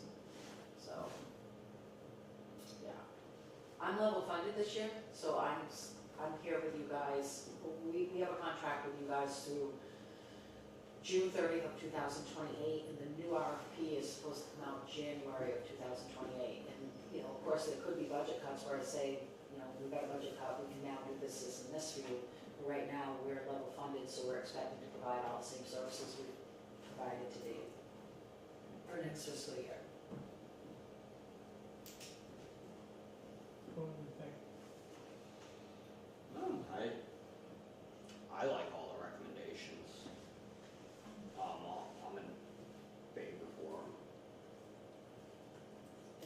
And you still have time between now and the hearing and you vote to, if any other questions come up or somebody presents testimony that's thought-provoking or that I need to do somebody presents something I need to do a little research for you on. So it's just, do we want to move forward with public hearing with this draft document? I'm thinking yes. Yeah. Yeah, yeah, I think we'd like to move forward. And then a pause on smoke-free generation to be Yeah. continued. Yeah. Because I do have Groton that asked me about it, and Berlin that asked me about it since, but there's a man, Ken, who has talked to Jessica. He's kind of going around to all the boards. Yeah, he's been here a couple of Multiple times. times. Yeah, he happens to live in Sarah, but he actually is very, very strong proponent of it, and he goes to a lot of boards, because we were at a very contentious hearing in, regulation hearing in Uxbridge, and he was a participant online, and said, I'm not really here for this, I'm here to propose that, and it was, you know, if you read the room, it's not the time to propose that, but yeah, so he's a big advocate and a big public health person. I mean, I think only, so the no new permits within 500 feet, so we got the 3 right in the downtown. Yeah, their grandfather clause it, those will get, Okay. as long as they're But what in if, business. so like, if, say one of them sells the business, they can sell the permits with They can it. sell the permits with it, but they can't if somebody goes out of business and the building is empty for more than 6 months or a year, then somebody else wouldn't be able to open up. But if- Okay, that was my only, Yeah. as long as they can like sell the permit with the Yeah, business. Even with the permit capping, and no new retailers 500 feet within, so they can be 500 feet within each other. But then now, I just saw an empty storefront between 2 of them. If somebody wanted to open up right there and sell cigarettes, they can't, yeah. And it might not have been empty, it might have been a second door to the business in between the 2 of them, but it looked almost like it was its own, you know, because how sometimes they Yeah, I think cross there's up that like and have 3 their of own them in paint, there. yeah. Okay, so we make a motion? Make a motion to adopt the, No, just to move ahead. or to move, I'll make a motion to move ahead with the additional, regulations, restricting the sale of nicotine products. Do I have a second? Second hearing. Scheduling a public hearing. All in favor? Aye. Aye, motion made, motion carried. So would you want that hearing at your next meeting? I think we want to put that one off to the hearing, to the meeting after that, because we'll have 2 already scheduled on that one. So we'll move it to your June meeting? Yeah, When do you usually meet? Tuesday, third Tuesday. I'm sorry? The third Tuesday of the month. Okay, I'm available. I have, my son's getting married, so I'm off the 3rd, 4th, and 5th of June, but other than that, I have the whole month open. So we're looking at a hearing for June 16th. But at your May meeting, lots of times people might have to change that meeting for whatever reason, so I'll check in with her on the May meeting. And then I'll put in my calendar tentatively the 16th. And then we'll probably the 3rd week of May, we'll put out the public notice. I'll put in my calendar I can send her the public notice this week, but that we'll start posting it right after your May meeting. Okay. Thank you. thank you. And again, I apologize for being a little late. That's all right. Gave us time to get rid of the other stuff first. Will that time be 3 o'clock in June? Is that all right? Everybody okay with 3 o'clock? Yeah. Yeah, should be good. I can do 3. Do you guys have a remote option? I mean, we could set that up if needed. Okay. I mean, we'll know when we deliver to the 6 retailers. I doubt you probably need remote, but sometimes in most retailers, general public may not be able to get here, but most retailers can get here at 3. And that's why the written comment period is great, because you don't have to come, you can just send it in, it'll be read into the meeting if minutes, if somebody does submit written comment. Okay, thank you. All right, thank you.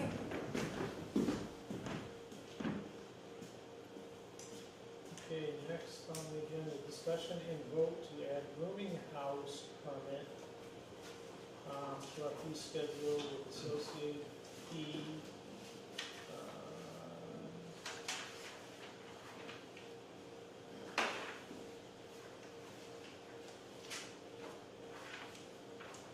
many room houses do we have? Yeah, so one, it got brought up because of, Laurel Ridge.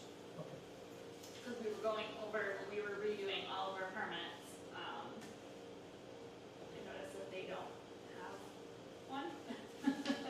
And they're supposed to, so any hotel, motel, lodging, Yeah, she falls into bed and breakfast. B&B, yep.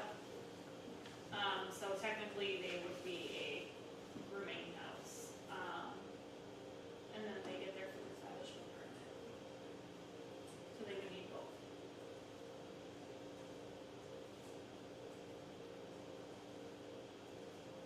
So this is just, our application that tweaked from a couple different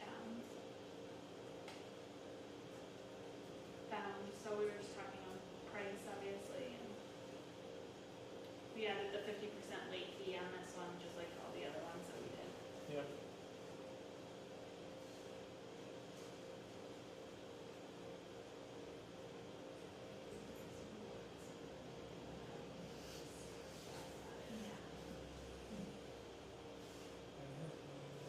Issues with this?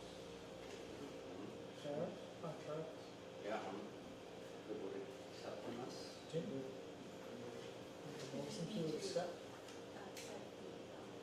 well, we need to set So we put one on the bottom. $100. Is on the bottom of the page. Yeah, but you just have to vote on it if you agree with it. Yeah, we'll make a motion to, So I will make a motion to add a rooming house permit, to our fee schedule with a license fee of $100. all in favor on the second? All in favor? Aye. Aye. Okay, motion carried, motion made, motion carried. Yeah, motion Motion carried. carried. Okay.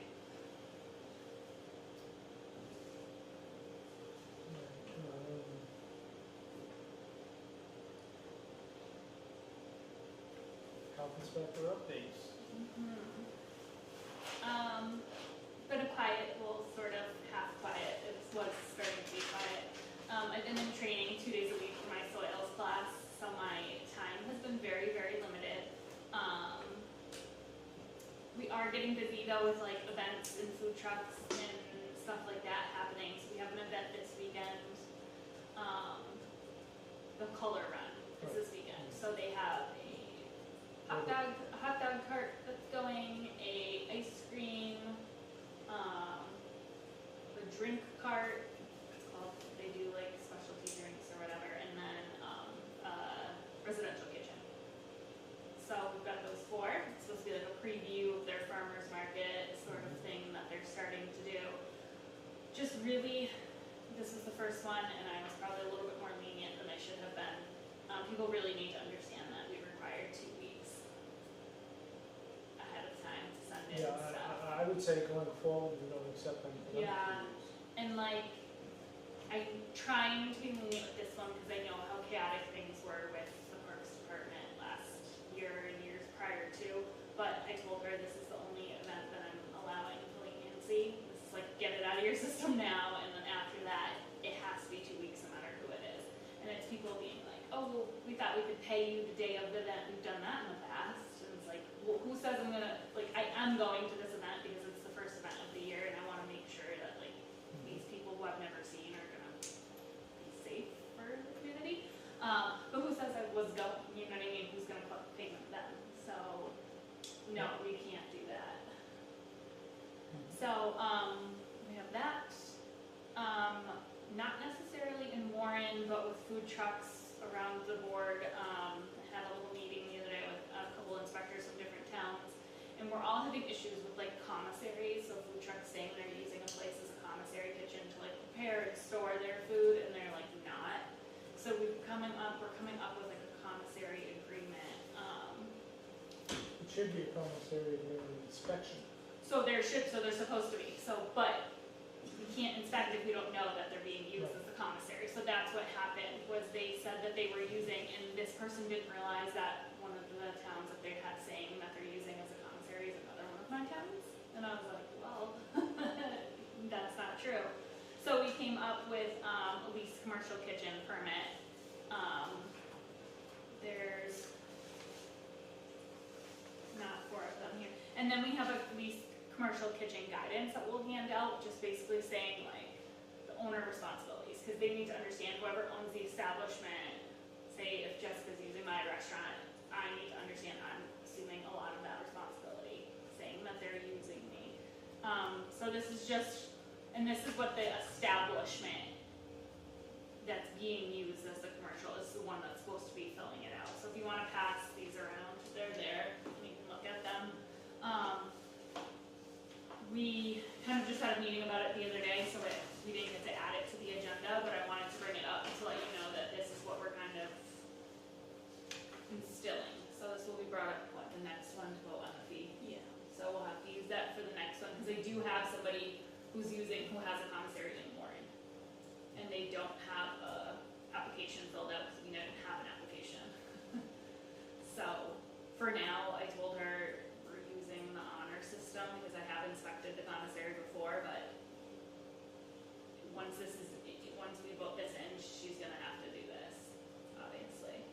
And I'll have to inspect the space so that establishment will have 2 different inspection reports, one being a commissary and one being a retail food.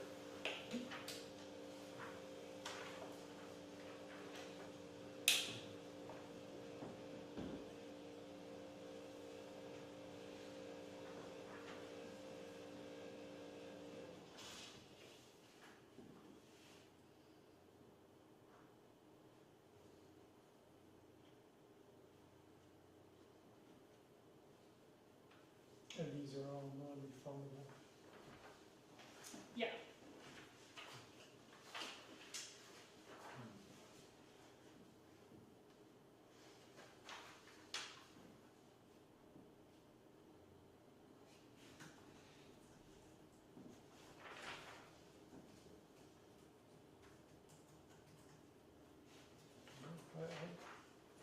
I'm in favor of it. Now how would that work, say like they do an application, cause they have like one, lessee, but then, later on in the year, they, have 2 other people interested, would they just have to do another application, moving it up to the 3 to 5, or? Yeah. So most places are just one, to be honest with you. Right. Smaller places especially, they usually just do the one, but yeah, if they do add more, then they just have to redo the application. Oh, okay. There are bigger places that are actually like legit commissaries where they have like 20 and each person has their own fridge and Yeah. area, and they have a certain time of week that they sign up for, and there's like Yeah, I one know in they have that Springfield, one in Worcester. Yeah, Worcester. Typically, that would be the roach coaches and things like that. Yeah. Coming out of So, that location. we're just running into people saying they are using somebody as a commissary and not actually, so that's why we want this agreement to be definitely there. And we've been following up with the actual commissary to go do inspections. So we've been asking all of our food vendors, who's your commissary? So Can I what- see an agreement? What would be the enforcement if they were not using a commissary? So I wouldn't permit them. That's basically you deny. So the That's permit a- would come after the inspection? Yeah. Okay. Yeah, so usually if it's a food truck, we do their food truck inspection and the commissary and then the fire. But if it's like a food cart, which I can't inspect prior to, right? So like, I would say I need to inspect your commissary. If it's in town, then they would have a commissary permit and then they would be good to go. I mean, some towns don't ask for the commissary agreement for whatever reason. I think that's wild, but I do in all my towns. I request commissaries. Yeah, I mean, I'm in favor of it, too. Because that's where the, That's where the Where food your is food- made, it's That's where you're prepared, that's storing where, the food. Like Yeah. some trucks do go home and they do plug in and keep their coolers running at all times. Understood. But if you're not doing that and you're storing and prepping food somewhere, I need to know that it's an inspected kitchen. well, I've even seen, trucks that come from commissaries or restaurants parked in their lot and they're not connected to Yeah. power. So my question is, where are you dumping your gray water? Where are you getting your approved water source from? Like, there's so many things, so that's what my commissary is Mhm. just. So make a motion to accept the application and the, what's that? Guidelines. Least commercial pitching I don't- guidelines? I don't We'll even- have to yeah. wait until next month, cause it's not on the Oh, agenda. okay. Yeah, It's yeah. kinda Okay. just I was just something. throwing it out there. Alright, So this will be on next. It'll be on the next month's, okay, so what- it just got brought up like last week that we had a commissary, so that's why we're trying to get it okay. rolling. Might be that one.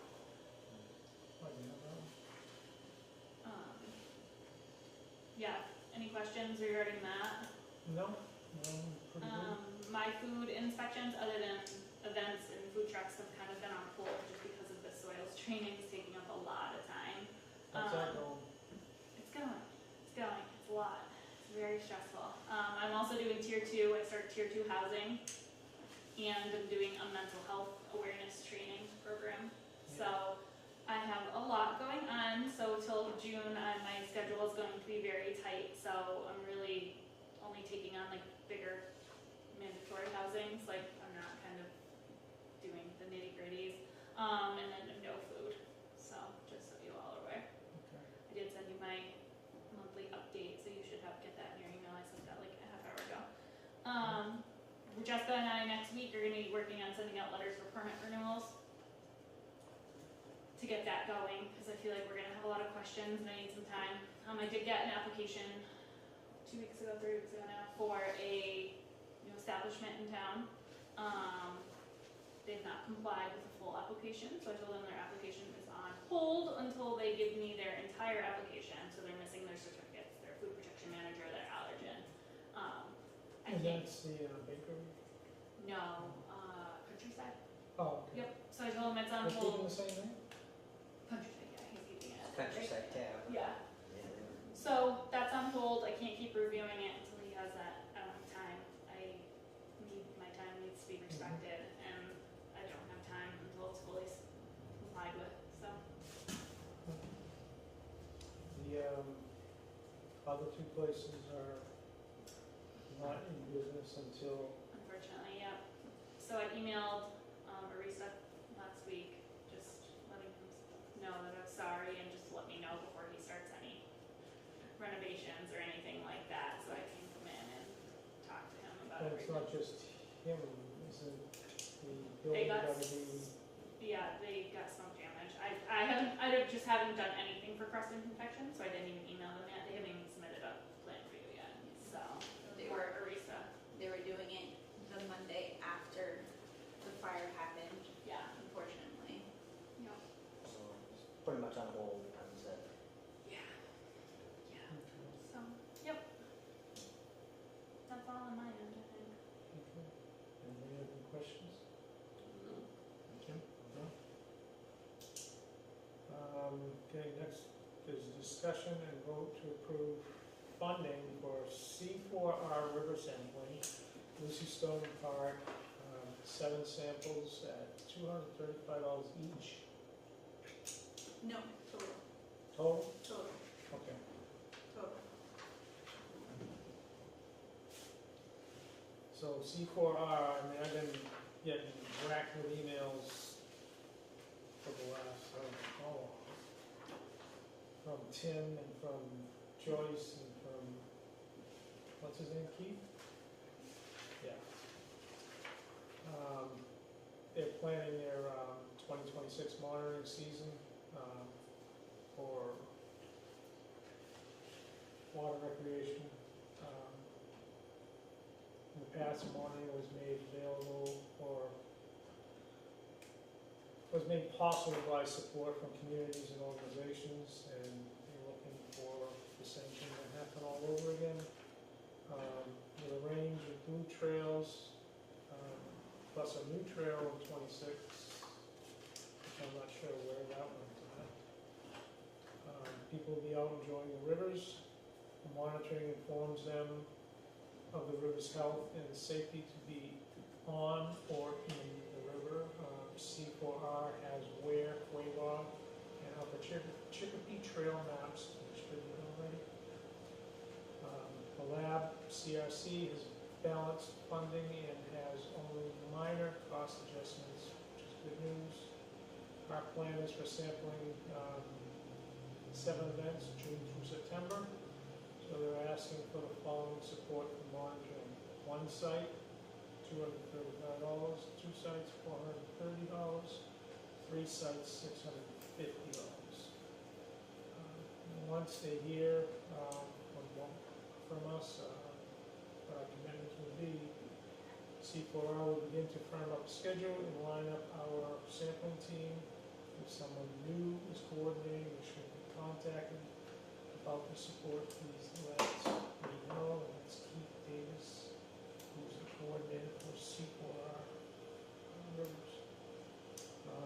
They have a sample person in mind, who cannot do, I believe it's the last Tuesday. He Oh, didn't first. provide me that. I know I have it in my, report.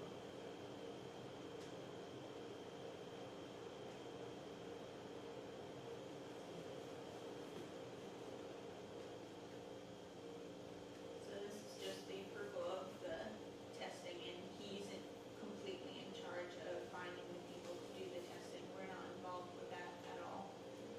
This is just for whoever takes the samples at Lucy Stone to bring them to the lab and pay for the testing, to check the levels of bacteria. To make sure there's no exceedances, just like we do for Hellman's Pond.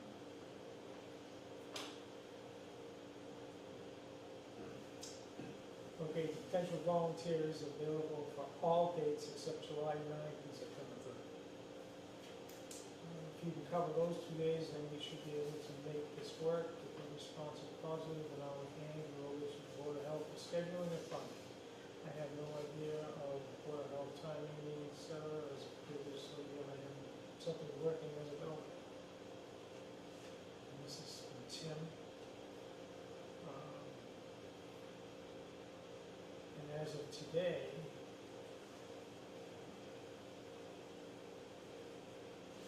from Joyce, I believe DOH is discussing supportive sampling this week at their meeting. And this came in from Joyce. We're going to run this by Jim Ferrara and see if the town, not Concom, would consider picking up the tab. If not, conservation will. Our budget is the smallest in the town and has shrunk.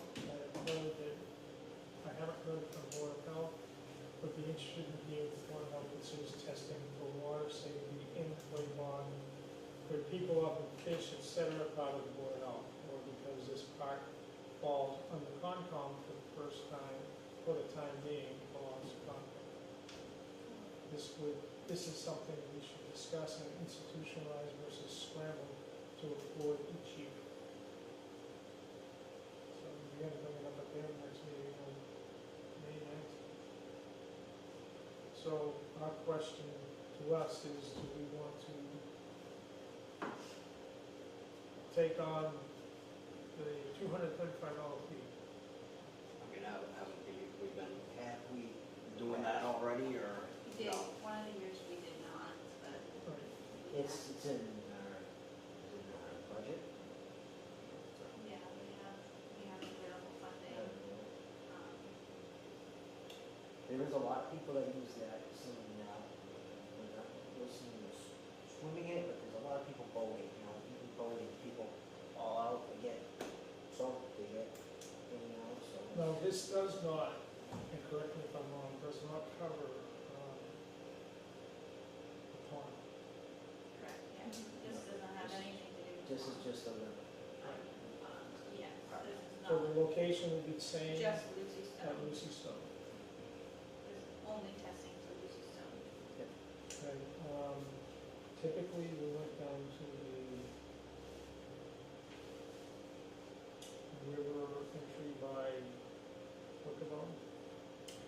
Or is it? They're in Wickabone charge by of all Park? the testing, so we, since I've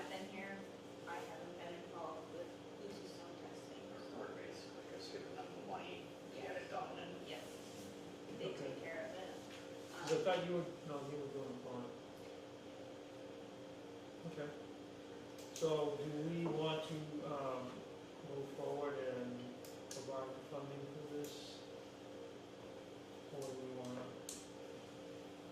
let Concom see what they can do? I mean, if we already have it in our, we already planned it in our budget, I would, We can plan it, we use it as more of like, an expense or, take it out of one of those accounts. yeah, I know we have a little more flexibility than say, conservation, so. The only other thing I have is if, say, one sample comes back, we need to do further testing, that's on them. That's on them. They'd either have to post a closure and wait until the next testing timeframe, or they But have they to wouldn't come fund it back to themselves. us to ask for more again. No. No. I mean, I'd say maybe this year, we cover it this year, but then if conservation's gonna be discussing it too, maybe, for next year, have them included in theirs and have them, support, I mean, it's all Yeah, coming from the town one technically way or another, just, Generally, the water falls. Yeah, under it's- Board of Health, yeah, that's what I but mean. The park falls under Concom. right, so, I mean, that, either way, the money's coming from the town, one way or another, so I Yeah. guess, as long as the town's gonna give one of the departments the budget to cover this, in the future. Okay. You wanna make a motion? So I will make a motion to approve funding for, C4R river sampling for Lucy Stone Park, for 7 samples, which would be $235. Do I have a second? Second, All in favor? Aye. aye. Aye. Motion made, motion carried to support the request from C4 R Rivers for $235. Yeah, We don't have For that. 7 sample, We do not have that in budget. for 7 sampling events.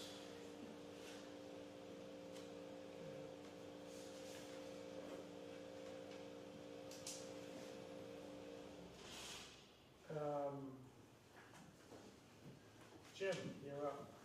Review of Earth Day cleanup, 425. So I'll quickly review, last Saturday, the 25th, we had our day cleanup, various volunteers, a couple, church groups, town officials helped out. We've got roughly about 60 bags, we had those yellow, state bags. Thank you to our transfer station operation staff, Patrick, by letting us get all the bags up into his containers. There was a few items that were bulk items. People kind of dragged out of the woods, expected us to pick them up. Did you see the statement on Facebook? For next year, I think we're gonna have strong guidelines that everything is just in bags. You can't take bulk items that are dragged out of the woods. That's gonna, it did cause extra funds for town. But the cleanup day itself is a great idea, great thing. Like I said, we got 60 bags of roadside trash. And everyone did their part and worked together. Anyone else have any comments? Great job. Yes, thank you Excellent. for your contribution in Yes, putting it together. very good. That's all I have on that. Okay, next item, new business? Any new business to be brought up? Jim? Hmm? I got nothing. Good. I do have something.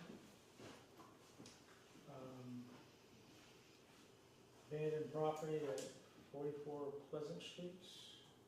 It would appear that someone who owns the property directly behind 44 Pleasant Street up on Highland Street has taken apart a part of a building and is allowing it to slide down the embankment which abuts the backyard at 44 Pleasant Street. This will add to the mess in the backyard at said 44 Pleasant Street.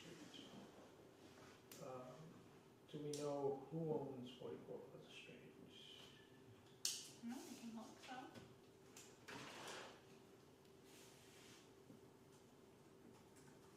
Since the owner died, I don't think,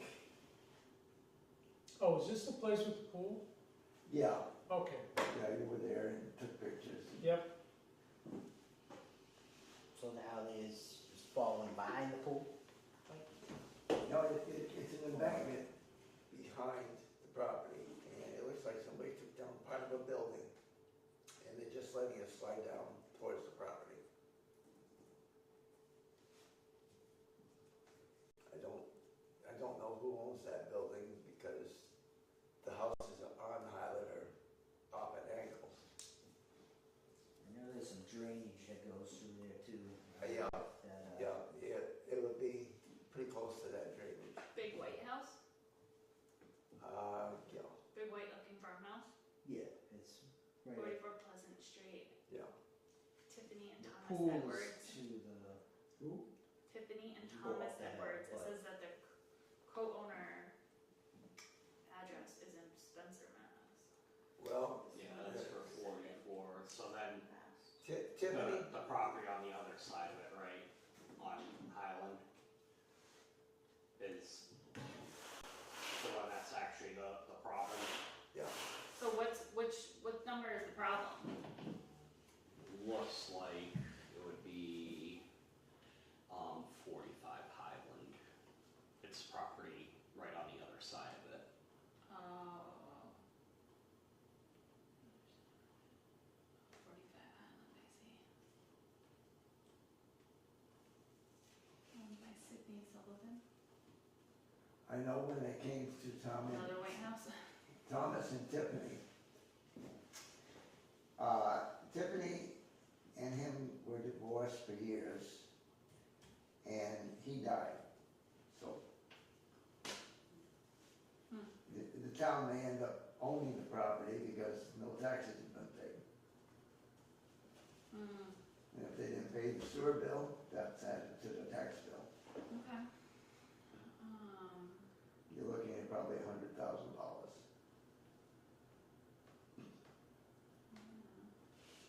I think most of the utilities actually are shut off to that Yeah. property. The electric and gas was shut off. I think they owed I know the water's been. 30,000 for gas and 12,000 for electric.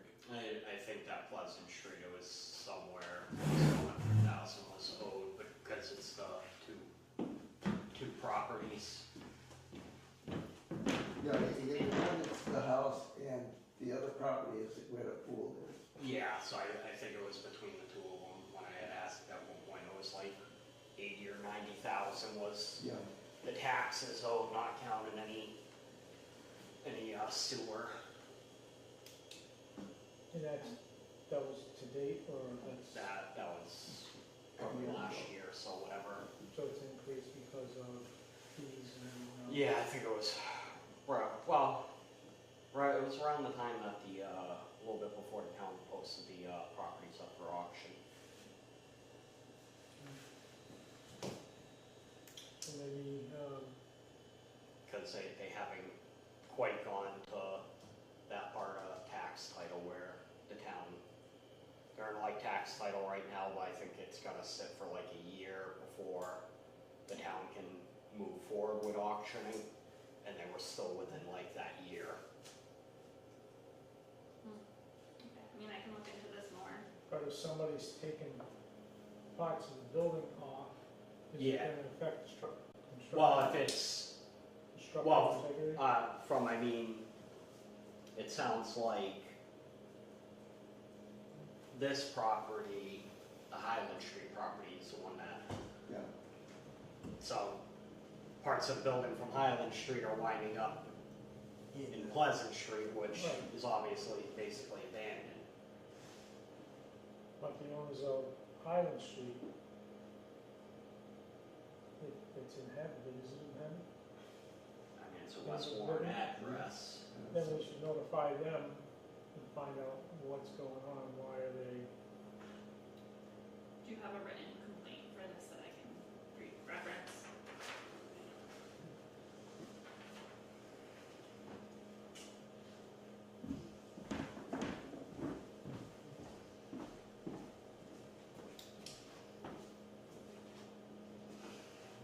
Yeah, I looked at it, well, geez, that looks like part of a building. You know, Yeah, I can look into this more and see.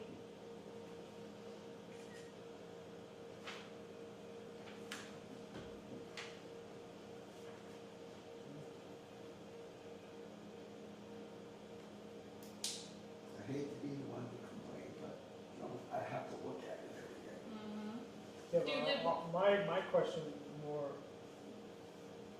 goes a little bit further than the aesthetics of what you're seeing, is it affecting the structural integrity of the building? Does someone live at 45 Highland? I believe so. One at least has a West Warren mailing address. Yeah. Okay, we'll look into it more. Okay. Any other new business? Okay. How about old business, any old business? We brought this up before, trash cans, especially. Trash cans, where are we with that? Has that been put forward yet?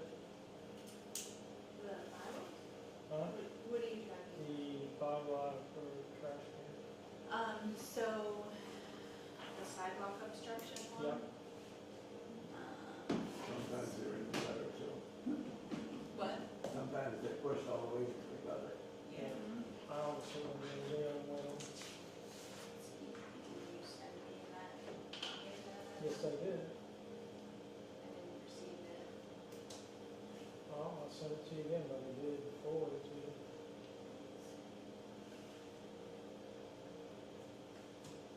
Do you know when? God, I can't even remember what's going on tomorrow. Well, I say resend it then. I'll resend it again. We'll, whenever I get it, we will send it to the selectmen to add to agenda. Is that what you Yeah. want? The next meeting And is, I also want the, farmers, So they just spoke about Yeah, that last the right week to and farm one, they, they were requesting to further discuss it with you. who? is that the next Yeah, selectmen's meeting? because they want to put on the next agenda, their concern was would it affect like planning boardy, zoning laws or, No, I tried to explain to them basically it, realtors would have to list it in a, property listing and that, but basically, the gist of it is, all it is a standard protection law for the, farmers. When somebody from outside moves into town and doesn't like what they're moving up against and files a complaint or a lawsuit against the farmer because of ordinary farm operations. Anything outside of ordinary farm operations would fall on the farmer, it's not standard operating procedure. Basically, is what it is. And it's a standard format, and the same language is used in every single community across the state. Nothing changes. yeah. The last time this was put up there, the select board came out with questions like, well, what about solar fields? And what Yeah, about this, and what about that? So I went in and dug further and got a lot more information, and basically nothing is involved with the right to farm land other than farmers and other people moving into the area that farmers. Yeah, they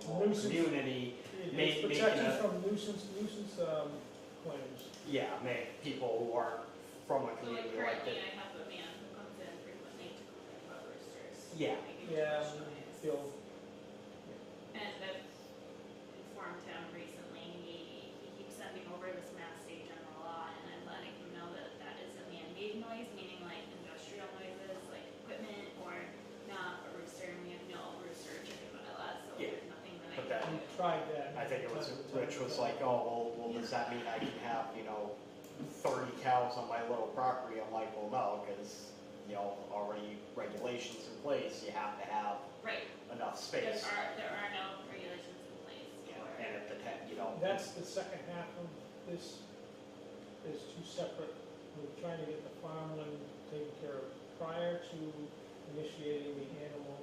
right, which I told him, some towns do have, like when I lived in Spencer, you had to have so many feet from your dwelling and from a neighbor's dwelling. Correct, To and have- the land has to be able to support each individual. Right, animal. so something like that would be a totally different regulation and would be Right. under the right to farm.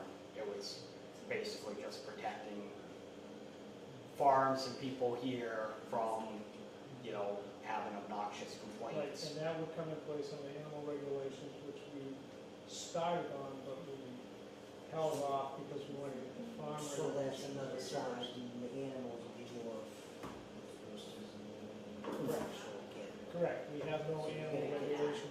The only animal regulation we have in town, or bylaw we have in town is for dogs.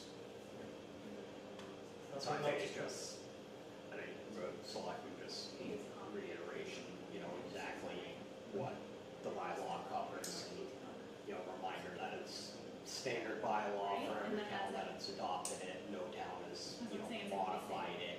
Right, Yeah. and, I've talked to anybody I can talk to, and it is what it is. What's on that paper is black and white, community to community to community.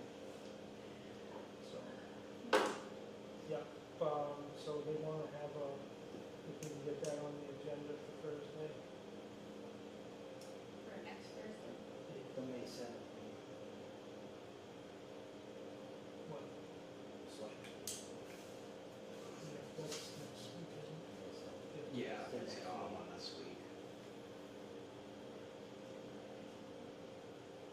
So the obstruction to sidewalks and the right to farming again. Yeah.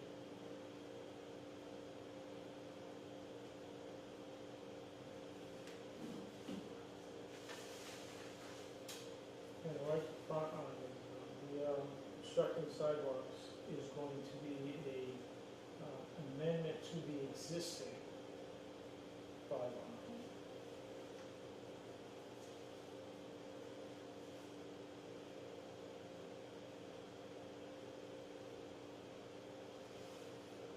Anything else on the old business?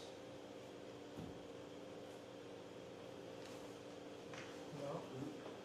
Okay, why don't we move on to bills and payroll? I'll make a motion to pay the following bills and payroll. Daniel Thibodeau, monthly stipend for April, $208.33. James McKeon, monthly stipend for April, $208.33. Travis Baker, monthly stipend for April, $208.33. Animal Inspector Deborah Young, monthly stipend for April, $100. Public Health Nurse Cheryl Rowinski, January through March, $350.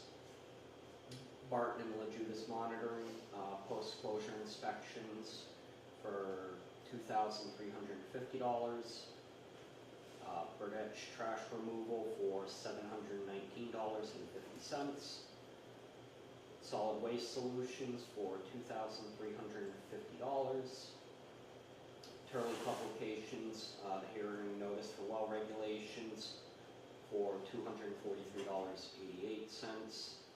Turley Publications, hearing notice for body art regulations, $243.88. Stericycle, $175 for shards. Warren Leachate invoice, April, $90. Slim's Bartholomew Sewer, for $300. mileage to Environmental Working Group, $25.62. And Chris Jones, plumbing inspector for $920. Okay, My second.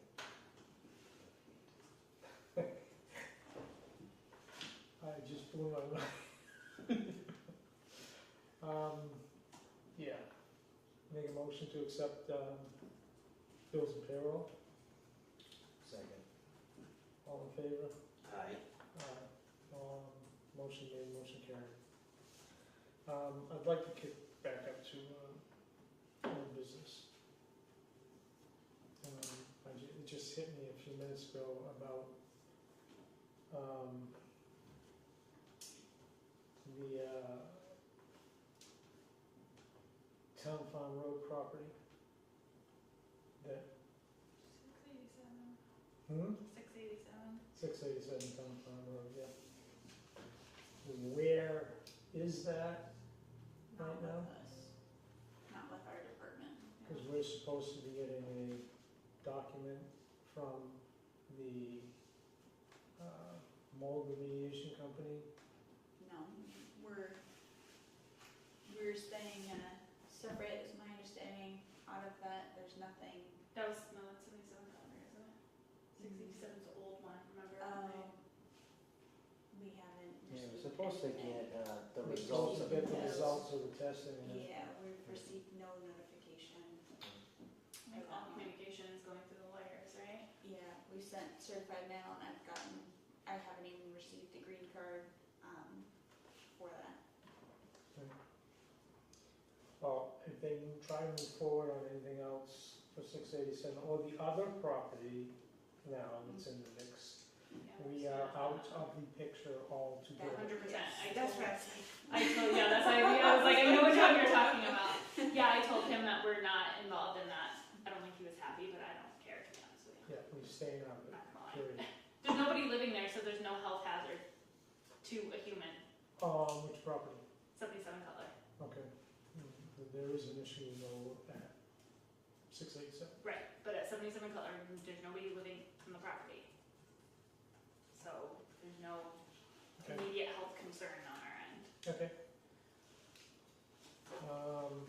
Moving on, comments and concerns. Any comments, concerns? Yeah, so I'm just curious. Plumbing inspector, would that really fall under building department and not Board of Health? Like, I feel like, you I know, believe that's where it should be. so should that, I mean, building department falls under planning board, right? So, I don't know, maybe we should approach planning board about why is the Board of Health collecting the fees and paying this person if it's really a building issue, if we have no purview over the plumbing inspector?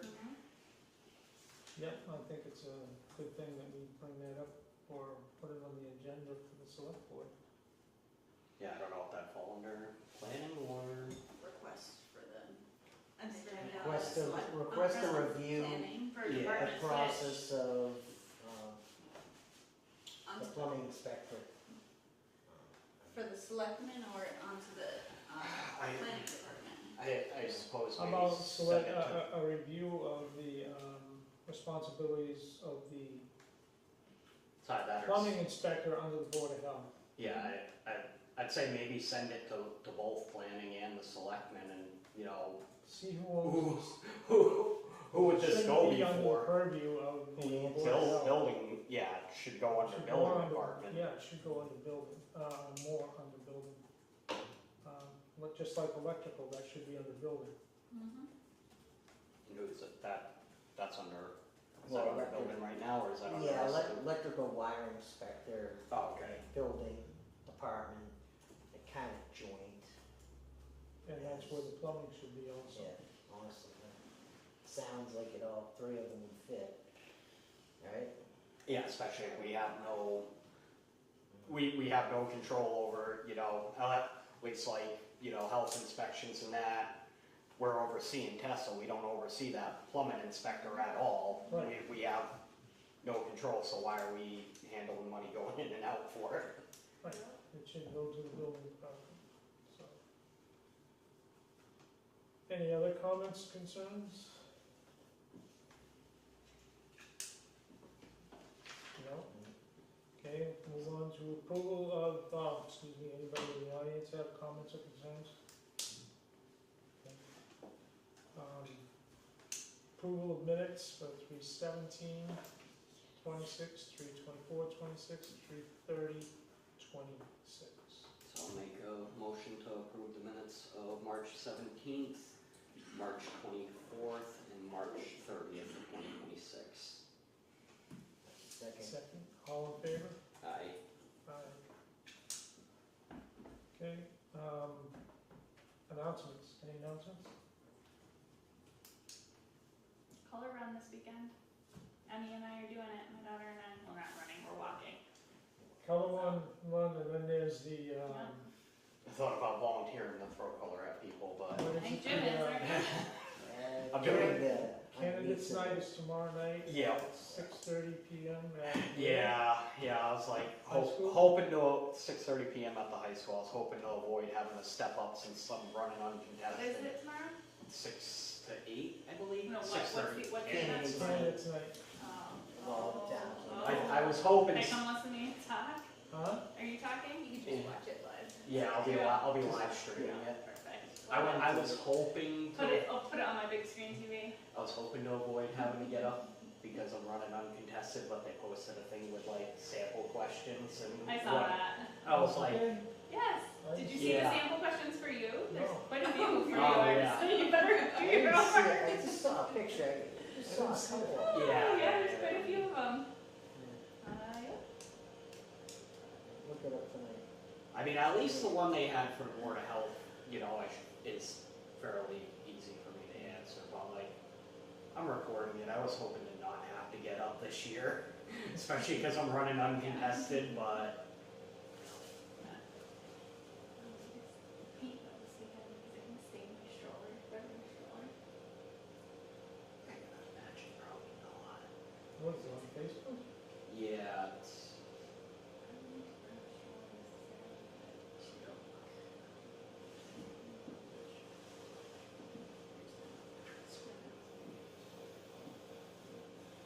Well, that's always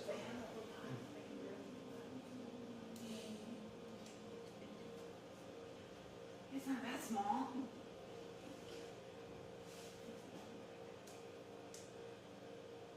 so I think those are going to be the questions whoever's moderating is definitely going to ask, but not counting whenever they open up to people.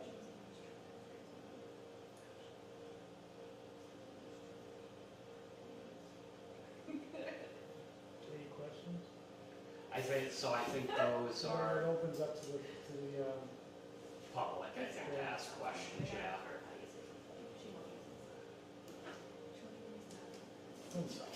okay. Okay, that's, any other announcements? Schedule the next meeting. Yeah, next meeting date is Set May, a calendar. what? I think so. Let me double check. On this calendar, I am. So May 19th, they already have cemetery at We have a 4, cemetery. conservation at 7. So maybe the 12th? Well, that's in 2 weeks. That's my calendar right now. The 12th, I'm not around. Maybe the 26th. Are you working? Nah. Oh, wait, Let no, me take my that's wife's schedule out of this. holiday. It looks- Or can we do a Wednesday? Can we just move Wednesday, it? So the holiday Or do we is just that have it? Monday, the 25th, but because I work overnights, that Monday and Tuesday's a holiday for me. Yeah, what about a Monday or, Monday. what about the 20th? Can anybody do that Wednesday, the 20th? I can do the Wednesday. The Monday, they have school committee meeting at 6:30, but we usually do our meetings early enough. The 20th, definitely works best. 20th? Because I'm training with them. 20th would be good for me. What time? Monday, so I can't do the Monday. Oh,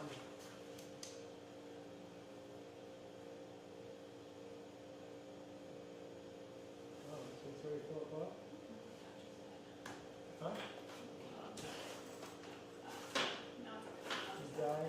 yeah, Oh, that's cute. That's okay. And I'm over it. What time, 3:30? 4 o'clock? 3:30 work? Do we have a, 3:30 hearing would be before? better. 3:30, yeah. Okay. Do we need to post the hearing again since we're continuing? I don't think if we're not gonna take more public comment, I don't think we need to re-post. Yeah, we public closed the hearing. public We closed hearing. public Close the hearing. public hearings today. So we're good. Yeah, because we're not We taking just any have to more public comment, we're just getting answers to those from the Okay. state. Right, and until we accept it, then we reopen it for the public hearing. We're moving the tobacco one, Yeah, that's gonna be a public hearing. right, in June. Yeah. So what, 3 o'clock or 2:30? 3 o'clock is great, but whatever. Okay, 3 Yeah, o'clock is three fine. works. 3, Okay. so 3 o'clock on May 20th. May 20th, yep. Okay, if nothing else, have a motion to adjourn the meeting. I'll make a motion to adjourn at 5:31 PM. Second, All right. all in favor? Aye. Aye. Okay, meeting is adjourned.